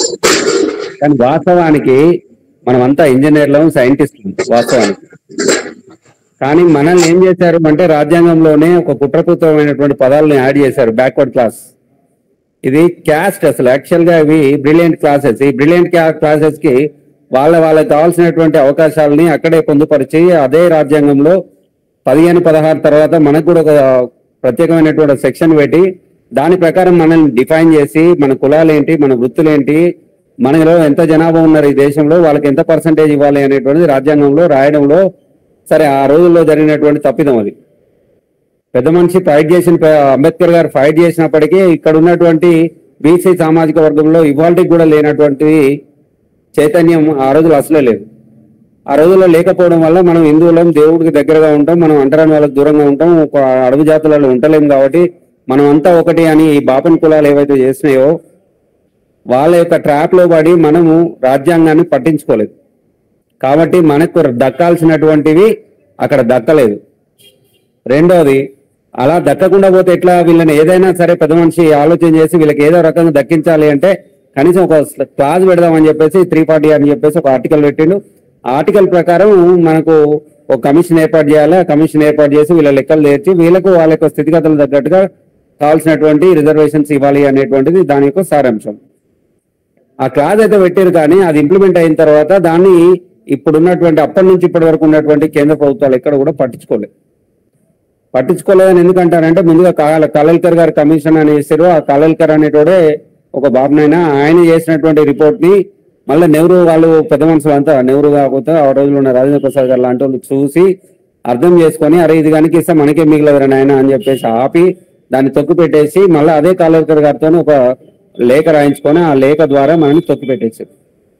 ఆ తొక్కు పెట్టిన దాంట్లో మళ్ళీ కూడా కొంతకాలానికి సరే మళ్ళీ ఒకసారి చేయాలి అనేటువంటి డిమాండ్ వచ్చినప్పుడు మళ్ళీ ఒకసారి మండల్ కమిషన్ వేశారు. మండల్ కమిషన్ నీరు గార్చేటువంటి ప్రయత్నం చేసినప్పుడు మన తెలుగు వాళ్ళు పుంజాల శివశంకర్ గారు ఇందిరాగాంధీ ప్రధానమంత్రి అయిన తర్వాత ఎమర్జెన్సీ తర్వాత అప్పుడు వాళ్ళు దానికి కాల పరిమితి పెంచి ఆ తర్వాత ఆ యొక్క మన మండల్ కమిషన్ రిపోర్ట్ ని ఫైనల్ చేసి ప్రభుత్వానికి సబ్మిట్ చేసిండు. ప్రభుత్వానికి సబ్మిట్ చేసినప్పటికీ అప్పుడు ఉన్నటువంటి ప్రభుత్వాలు దాన్ని ఇంప్లిమెంట్ చేసేటువంటి ప్రయత్నం చేయలేదు. ప్రభుత్వాలు పడతా ఉన్నాయి, లేస్తా ఉన్నాయి. ఎమర్జెన్సీ తర్వాత కాలంలో అప్పుడు ఉన్నటువంటి జనతా గవర్నమెంట్ కూడా అనేక రకాల ప్రయోగాలు చేసింది. అప్పుడు ఉన్నటువంటి రాజకీయ అస్థిరత్వంలో అవి ముందుకు జరగలేదు. ఏ రోజైతే విపి సింగ్ గారి ప్రభుత్వం ఏర్పడిందో, విపి సింగ్ గారి ప్రభుత్వం ఏర్పడిన తర్వాత బీజేపీ మద్దతుతో ఏర్పడినటువంటి ప్రభుత్వం 1990 పూర్వం వాళ్ళు ఇంప్లిమెంట్ చేస్తాం మేము మండల్ కమిషన్ అని చెప్పేసి చెప్పారు. వాళ్ళు రాజకీయ వాగ్దానం చేశారు కాబట్టి వాళ్ళు అధికారంలోకి వచ్చారు. అధికారంలోకి వచ్చిన తర్వాత దాన్ని ఇంప్లిమెంట్ చేసేటువంటి క్రమాన్ని ప్రారంభించిన క్రమంలో 1% లోపు ఉన్నటువంటి ఈ విద్యా ఉద్యోగాల్లో రిజర్వేషన్ అనేటువంటి సబ్జెక్ట్ ని మేము పలానా డేట్ నుంచి ఇంప్లిమెంట్ చేస్తున్నాం అనగానే ఇప్పుడున్నటువంటి బీజేపీ కానీ అప్పుడున్న కాంగ్రెస్ కానీ మద్దతు ప్రభుత్వానికి ఇవ్వక ప్రభుత్వం పడిపోవడం జరిగింది. ఏదో తర్వాత కూడా అనేక కోర్టు కేసులను ఎదుర్కొని 1995 తర్వాత నుండి మనకు కాస్త విద్యా ఉద్యోగాల్లో కొంత వెసులుబాటు కలిసింది. కానీ ఈ దేశ పౌరులైన మనకు కావాల్సింది ఎవరో పెట్టేటువంటి భిక్షం కాదు, మనకు కావాల్సింది మన వాటా అనేటువంటి మనకు తెలుసు. కానీ మనకు రాజకీయ చైతన్యం అందకుండా చేస్తున్నాయి ఈ రాజకీయ పార్టీలు. వాస్తవానికి రాజకీయ చైతన్యం ఎట్లా అంటే వాళ్ళ చేతిలోనే పార్టీలు పెట్టుకొని ఒక్క కమ్యూనిటీ సెంట్రల్ లో చూసుకుంటే ఒక కమ్యూనిటీ, స్టేట్ లో చూస్తే ఇంకో కమ్యూనిటీ వాళ్ళ గుప్పిట్లో పెట్టుకొని సరే వాళ్ళ యొక్క ఇప్పుడు సెంట్రల్ లో ఉన్నటువంటి వాళ్ళకు ఇక్కడ ఆంధ్ర తెలంగాణని రెడ్ లైన్ స్టేట్ అంటారు. కర్ణాటక ఆంధ్ర తెలంగాణని రెడ్ లైన్ స్టేట్ గా పిలుస్తారు. తమిళనాడు పోయేటువంటి దమ్ము ఆంధ్ర సెంట్రల్ లో ఉన్న రాజకీయ పార్టీలు రెండింటికి లేవు, బీజేపీకి లేదు, అటు కాంగ్రెస్కి లేదు. అక్కడ పెరియార్ గారి ఉద్యమం వాళ్ళు చేసినటువంటి ఈ రాజ్యాంగ వ్యతిరేక పోరాటం ఏదైతుందో అది చాలా బలంగా నాటుకుంది. కాబట్టి అక్కడ కాలు పెట్టేటువంటి కేరళ కానీ ఇటు కానీ కేరళలో కమ్యూనిజం కాస్త అటు ఇటు ఇప్పటికి కూడా కొనసాగుతోంది. కానీ వాస్తవానికి రాజ్యాధికారం ఎప్పుడైతే పూలే మన మండల్ కమిషన్ యొక్క నివేదికను ఇంప్లిమెంట్ చేసేటువంటి క్రమంలో దేశంలో అనేక రకాలైనటువంటి ఈ సోషలిస్ట్ ఉద్యమాలకు నాంది పలికింది. అటు బీజేపీ చేయట్లేదు, ఇటు కాంగ్రెస్ చేయట్లేదు. కాబట్టి మనదైన సొంతం ఉండాలి అని చెప్పేసి ఉత్తరప్రదేశ్ లో ములాయం సింగ్ యాదవ్ గారు కావచ్చు, బీహార్ లో మన లాలు యాదవ్ లాంటి వాళ్ళు, తర్వాత పోతే ఇంకా యాదవ్లో ఉన్నారు అందరూ కూడా, ఒక శరద్ యాదవ్ లాంటి వాళ్ళందరూ కలిసి సోషలిస్ట్ ఉద్యమాలను నిర్మాణం చేశారు. నిర్మాణం చేయడమే కాదు అక్కడ అధికారాన్ని కూడా చేపట్టారు. అనేక సందర్భాల్లో పెనుగులాట స్టార్ట్ అయింది. దాంట్లో భాగంగానే మనకు కాంశీరామ్ గారు కూడా బీఎస్పీ పార్టీని ఏర్పాటు చేయడం, అనేక ఒడిదొడుకులు ఎదుర్కొని నిలబెట్టి దాన్ని సమాజంలో అధికారం తీసుకొచ్చేటువంటి ప్రయత్నం చేసింది. కానీ మన తెలుగు రాష్ట్రాల పరిధికి వచ్చేసేటప్పటికి మనకు ఆ యొక్క బీసీ భావజాల వ్యాప్తి లేదు, మనకు వెనకబడిపోయింది. మనం ఇక్కడ ఉన్నటువంటి ఆ రెడ్లు, ఆ పటేల్గిరి, ఆ పట్వార్గిరి ఉండి ఆ తర్వాత రాష్ట్రాల 2 రాష్ట్రాలని కలపడం, ఆ తర్వాత ఆ రాష్ట్రాల మధ్యలో గొడవలు రావడం, ఈ పంచాయతీలతోనే సరిపోయింది మనకి. ఎప్పటికంటే తెలంగాణ రాష్ట్రం ప్రత్యేకంగా మళ్ళీ కలిపి విలీనం అయిపోయిన రాష్ట్రం మళ్ళీ విడిపడి మళ్ళీ కొత్త రాష్ట్రంగా ఏర్పడిన తర్వాత కూడా మనకి ఇంకా కూడా రాజకీయ సోయి రాలి. ఇప్పటికి కూడా ఆయా పార్టీలు మనల్ని అణచివేస్తున్నాయి, తొక్కేస్తున్నాయి, మనకి టికెట్లు ఇచ్చిన ఓడగొడుతున్నాయి అనేటువంటి విషయాన్ని మనం అర్థం చేసుకొని ఇప్పటికైనా కనీసం సోషలిస్టు తర ఉద్యమాలను మొదలు పెట్టాలనేటువంటి సోయిలకు మనం రాలేకపోతా ఉన్నాం. ఇదే ఒక రకమైన రాజకీయ నేపథ్యం ఈ రకంగా ఉంటే మధ్యలో ఇప్పుడు మిత్రుడు తీసుకొచ్చినటువంటి ఒక అంశం ఈడబ్ల్యూఎస్ రిజర్వేషన్ పైన మనం తక్షణంగా ఎట్లా ఆపగలుగుతాం మనం అని అన్నారు. చట్టసభలు వాళ్ళ చేతిలో బందీ అయిపోయినాయి. అంతకన్నా ముందే శాసన వ్యవస్థ కూడా వాళ్ళ చేతిలోనే ఉంది, జస్టిస్ కూడా వాళ్ళ చేతిలో ఉంది, న్యాయ వ్యవస్థ కూడా వాళ్ళ చేతిలోనే బందీ ఉంది. ఇప్పటి వరకు భారతదేశంలో ఎన్నికైనటువంటి మీరు ఆ సుప్రీంకోర్టు చీఫ్ జడ్జెస్ కనుక లెక్క పెడితే 98% ఒకే సామాజిక వర్గానికి సంబంధించిన వాళ్ళు ఉంటారు. ఒకే సామాజిక వర్గం, అన్ని ఆధిపత్య కులాలు అన్ని కూడా కాదు, ఒకే సామాజిక వర్గానికి సంబంధించినటువంటి చీఫ్ జస్టిస్ లో అధిక మంది ఉంటారు, 95%+. అలాంటి పరిస్థితుల్లో మన ఈడబ్ల్యూఎస్ కోటా కూడా చాలా కాలం పాటు ఈ ప్రభుత్వం ఇంప్లిమెంట్ చేయాలంటే కోర్టులో కేసు వేసారు. కోర్టులో కేసు వేసిన తర్వాత కూడా ఏకసభ్య ధర్మాసనం, ద్విసభ్య ధర్మాసనం రెండిట్లోనూ కూడా అది వాళ్ళు కొట్టివేయకుండా ముందుకు పంపిస్తే లాస్ట్కు 5 సభ్యులు కలిగినటువంటి ధర్మాసనంలో 3:2 రేషియోలో దీన్ని నెగ్గించడం జరిగింది.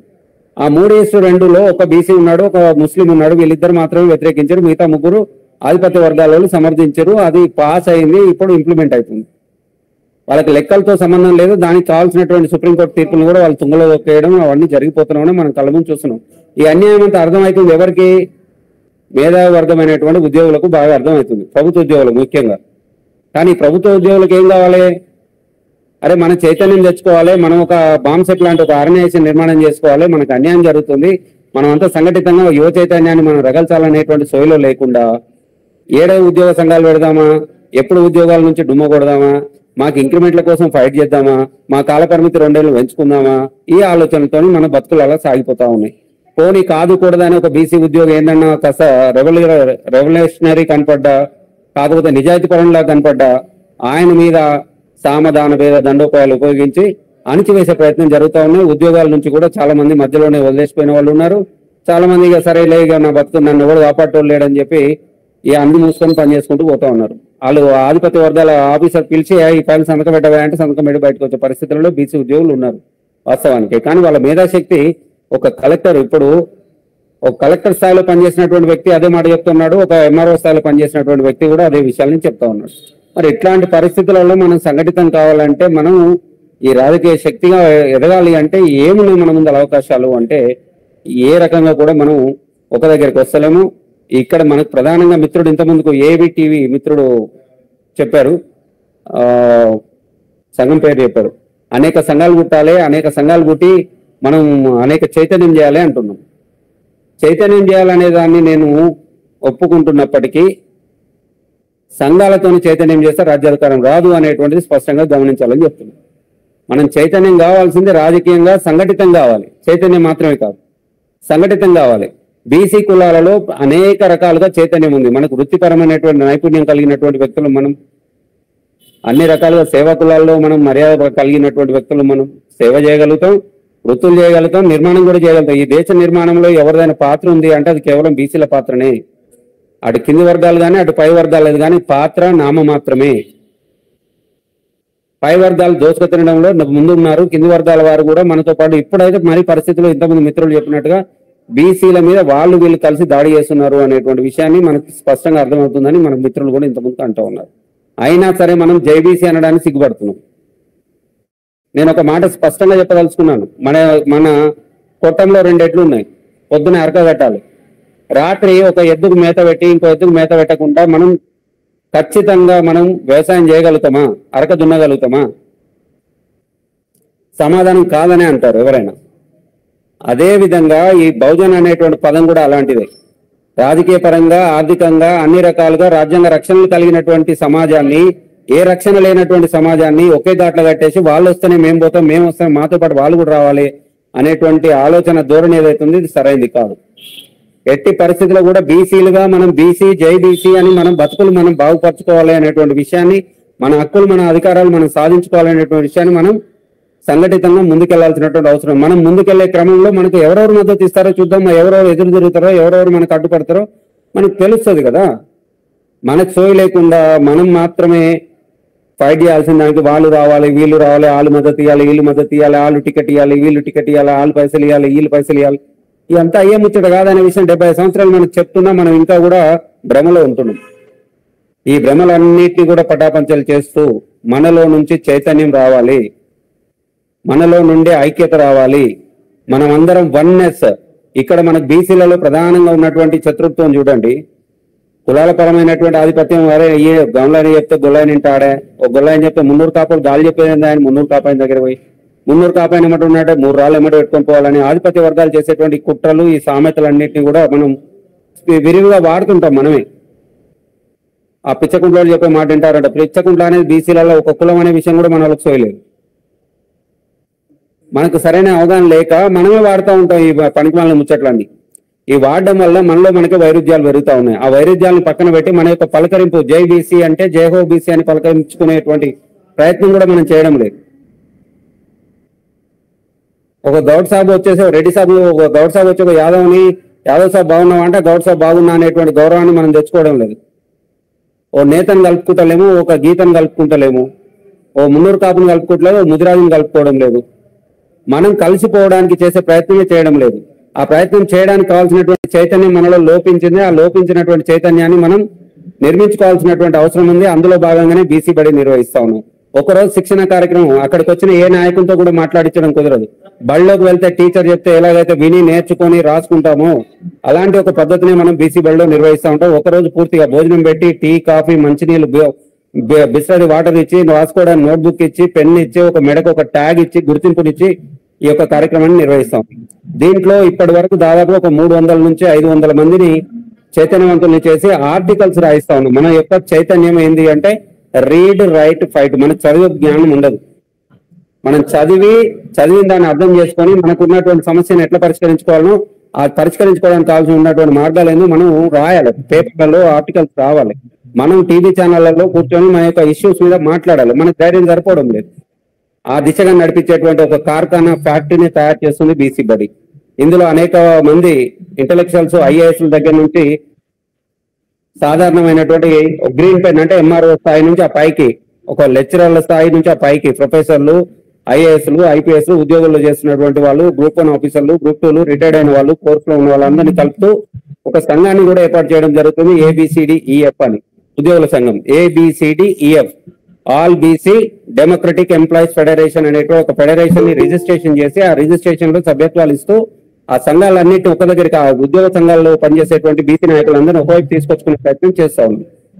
అది మాత్రమే కాకుండా విద్యార్థులకు రాజకీయ చైతన్యాన్ని కల్పించడానికి కావాల్సినటువంటి పూలే స్టూడెంట్ ఫోర్స్ నిర్మాణం చేస్తా ఉన్నాం. అది మాత్రమే కాకుండా విద్యార్థి వ్యవస్థ నుంచి బయటకు వచ్చేసి వృత్తి వ్యాపారాలు చేసుకుంటున్నటువంటి వాళ్లకు శిక్షణనిచ్చేటువంటి కార్యక్రమాన్ని కూడా నిర్వహిస్తా ఉన్నాం. అందులో మన జలంధరాచారి గారు చెప్తున్నటువంటి సబ్జెక్ట్ ని కూడా ఇంక్లూడ్ చేస్తా ఉన్నాం. దాంట్లో యూత్ కి ఉపాధి అవకాశాలు ఎట్లా, ఉద్యోగం మాత్రం ఎందుకు చేయాలి, మన ఉపాధి మన కళ్ళ ముందు కనపడుతున్నటువంటి ఉపాధి మార్గాలు ఏమున్నాయి, వాటిని ఎట్లా ఒడిసి పట్టుకోవాలి, దాన్ని బ్యాంకులు ఎట్లా వాడుకోవాలి, అక్కడి నుంచి ఎట్లా ఇన్కమ్ జనరేట్ చేయాలి అనేటువంటి విషయాన్ని శిక్షణ చెప్పేటోళ్ళు లేడు. అది కూడా తయారు చేస్తా ఉన్నాం. మహిళలకు, మరీ ముఖ్యంగా మహిళలకు ఉపాధి అవకాశాలు ఎట్లా కల్పించుకోవాలి, మహిళలు చైతన్యవంతులు చేసుకోవడానికి కావాల్సినటువంటి ప్రణాళికలను కూడా రచిస్తా ఉన్నాం.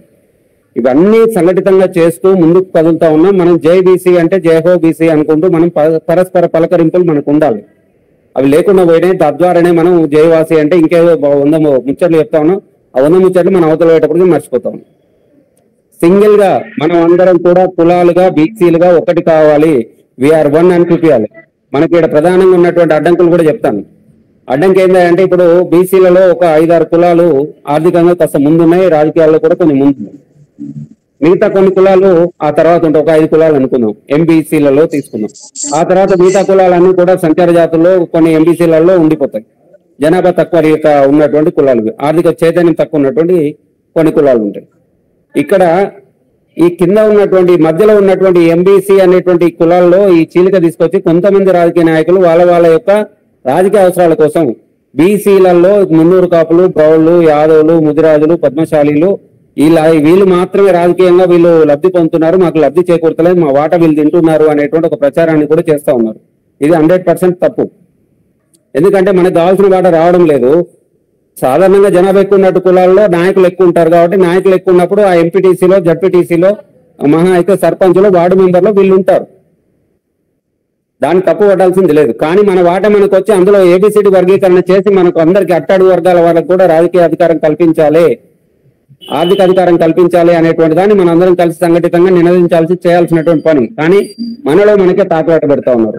ఇది కాకుండా రాజకీయ పార్టీలు వాళ్ళ విషయాలు ఉన్నాయి. రాజకీయ పార్టీలు కులాల వారీగా కొన్ని రకాలు పెడతా ఉన్నారు. బీసీఏలో ఉన్నటువంటి వ్యక్తులలోకి బీసీడీలో ఉన్నటువంటి కొన్ని కులాలను తీసుకొచ్చి కలుపుతామంటారు. దానికి ప్రామాణికం పేదరికం అంటున్నారు. పేదరికం ఆధారంగా మనం డిఫైన్ చేయలేదు. వృత్తుల ఆధారంగా వాళ్ళకు ఉన్నటువంటి ఆర్థిక స్టేటస్, సోషల్ స్టేటస్ ని బట్టి వాళ్ళని ఏబిసిడీలుగా వర్గీకరించున్నారు.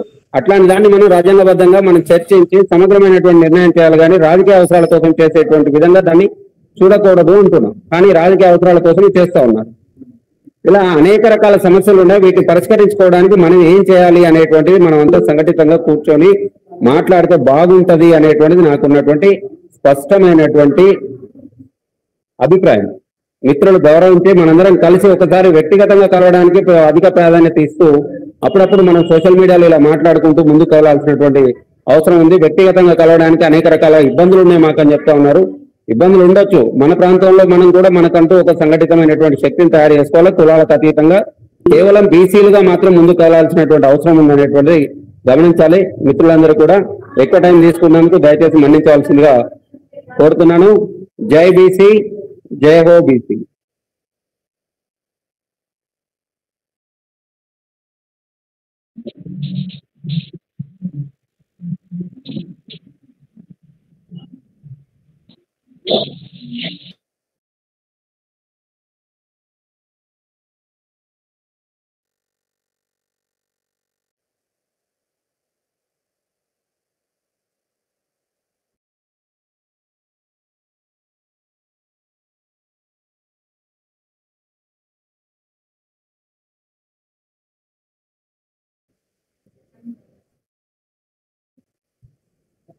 నెక్స్ట్ వీక్ పోస్ట్పోన్ చేసుకున్నాం. ఆల్రెడీ 10 అవుతుంది.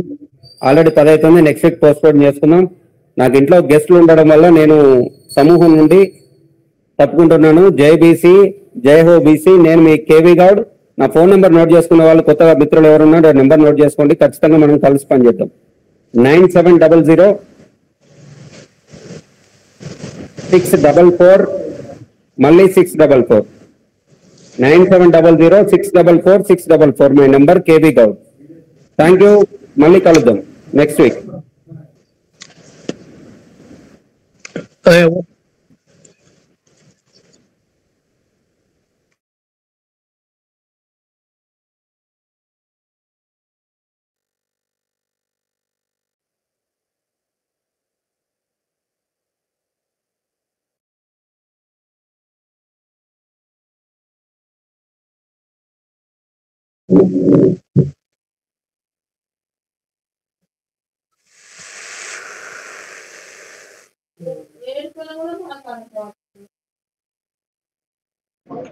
సందీప్ గారు, హలో.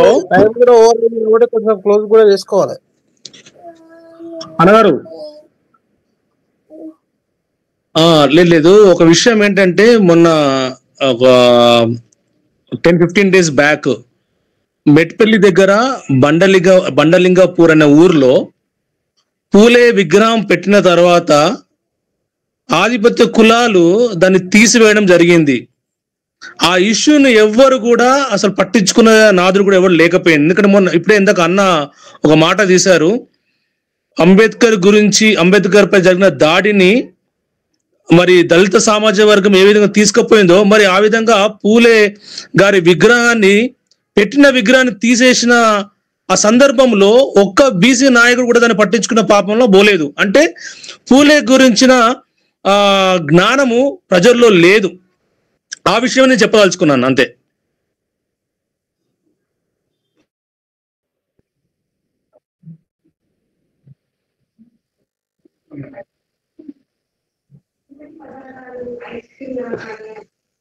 అన్న టైం కూడా ఓవర్ అయింది కదా, మన మీటింగ్ కొంచెం క్లోజ్ చేస్తే నెక్స్ట్ వీక్ చేసుకోవచ్చు. ఈరోజు చాలా మంది చాలా మంచి మంచి విషయాలు కూడా చెప్పడం జరిగింది కాబట్టి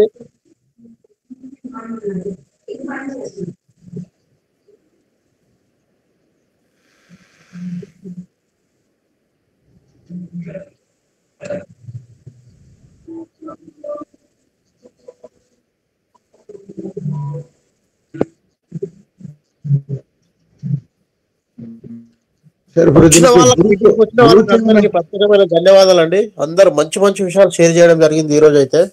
సార్ ఇప్పుడు మనకి గ్రూప్ ఉందా? గ్రూప్ లో ఏమైనా నెంబర్ వేసే అవకాశం ఉందా? అంటే మనకి ఇప్పుడు మాట్లాడుకున్న కాన్ఫరెన్సింగ్ పీపుల్ కి సపరేట్ గా ఒక గ్రూప్ రన్ అవుతుందా లేదా? లేదు.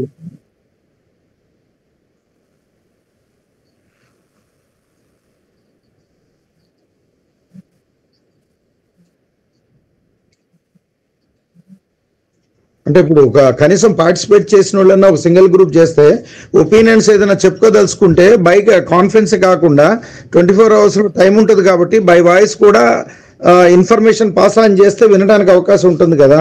మళ్ళీ వన్ వీక్ దాకా వెయిట్ చేయాలి కదా.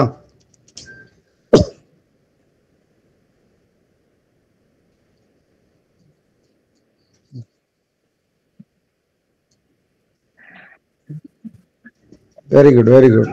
సందీప్ అన్న సార్ చెప్పేది కూడా ఒక మంచి అడ్వైజే కాబట్టి అట్లా తీసుకొని ఒక గ్రూప్ ఫామ్ చేసినా కూడా ఏమి ఇబ్బంది ఏమి ఉండదు కదా. అట్లా ఓకే.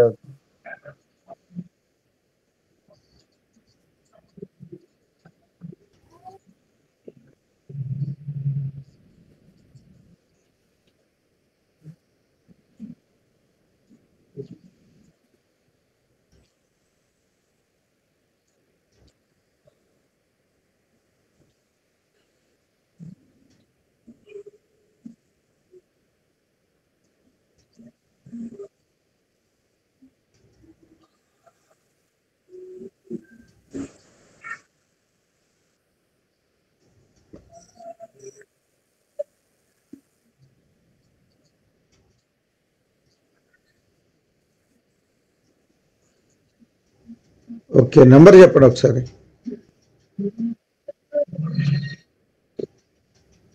1376.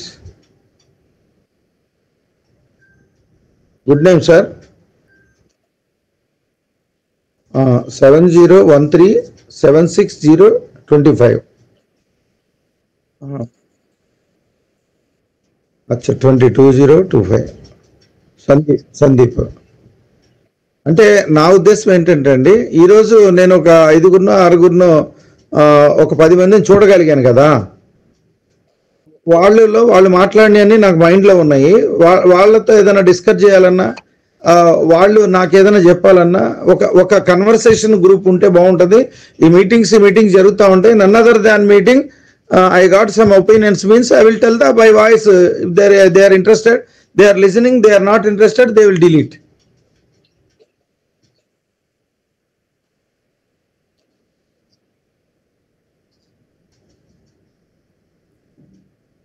నేనా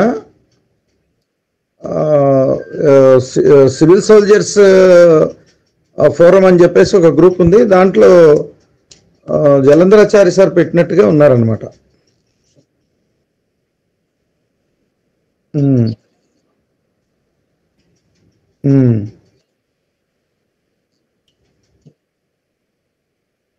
నో ప్రాబ్లం.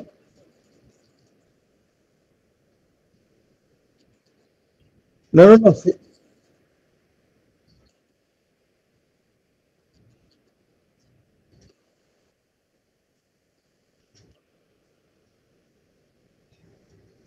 ఓకే, అందుకనే ఈ కాన్ఫరెన్స్ కి వచ్చిన వాళ్ళు ఇమీడియట్ గా నెంబర్ నోట్ చేసుకుని ఒక గ్రూప్ లో పడేస్తే వాళ్ళతో మళ్ళీ కన్వర్సేషన్ కి నెక్స్ట్ 6 days గ్యాప్ ఉంది కాబట్టి 6 days లో ఏదైనా కన్వర్సేషన్ చేయాలంటే గ్రూప్ లో అందరూ ఉంటారు కదా, 1 by 1 ఫోన్లు చేయలేం కదా.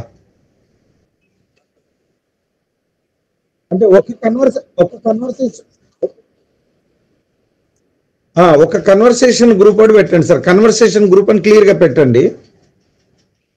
ఆ కన్వర్సేషన్ లో ఎవరి కన్వర్సేషన్ వాళ్ళు చెప్తే దాంట్లో వాళ్ళు సపోజ్ జలంధరాచారి గారు ఉన్నారు, రైట్ ఇన్ఫర్మేషన్ చాలా బాగా చెప్తారు. ఇప్పుడు ఆయన డాట్ లో నేను వింటున్నాను, ఆయన నుంచి కొంత నాలెడ్జ్ తీసుకుంటున్నాను. అదే ఒక యాక్ట్ గురించి ఆయన వాయిస్ లో చెప్పేశారు అనుకోండి, ఆ వాయిస్ నేను సేవ్ చేసి పెట్టుకుంటాను. I will give training to other people and I am also going to be learn on that point అన్నమాట.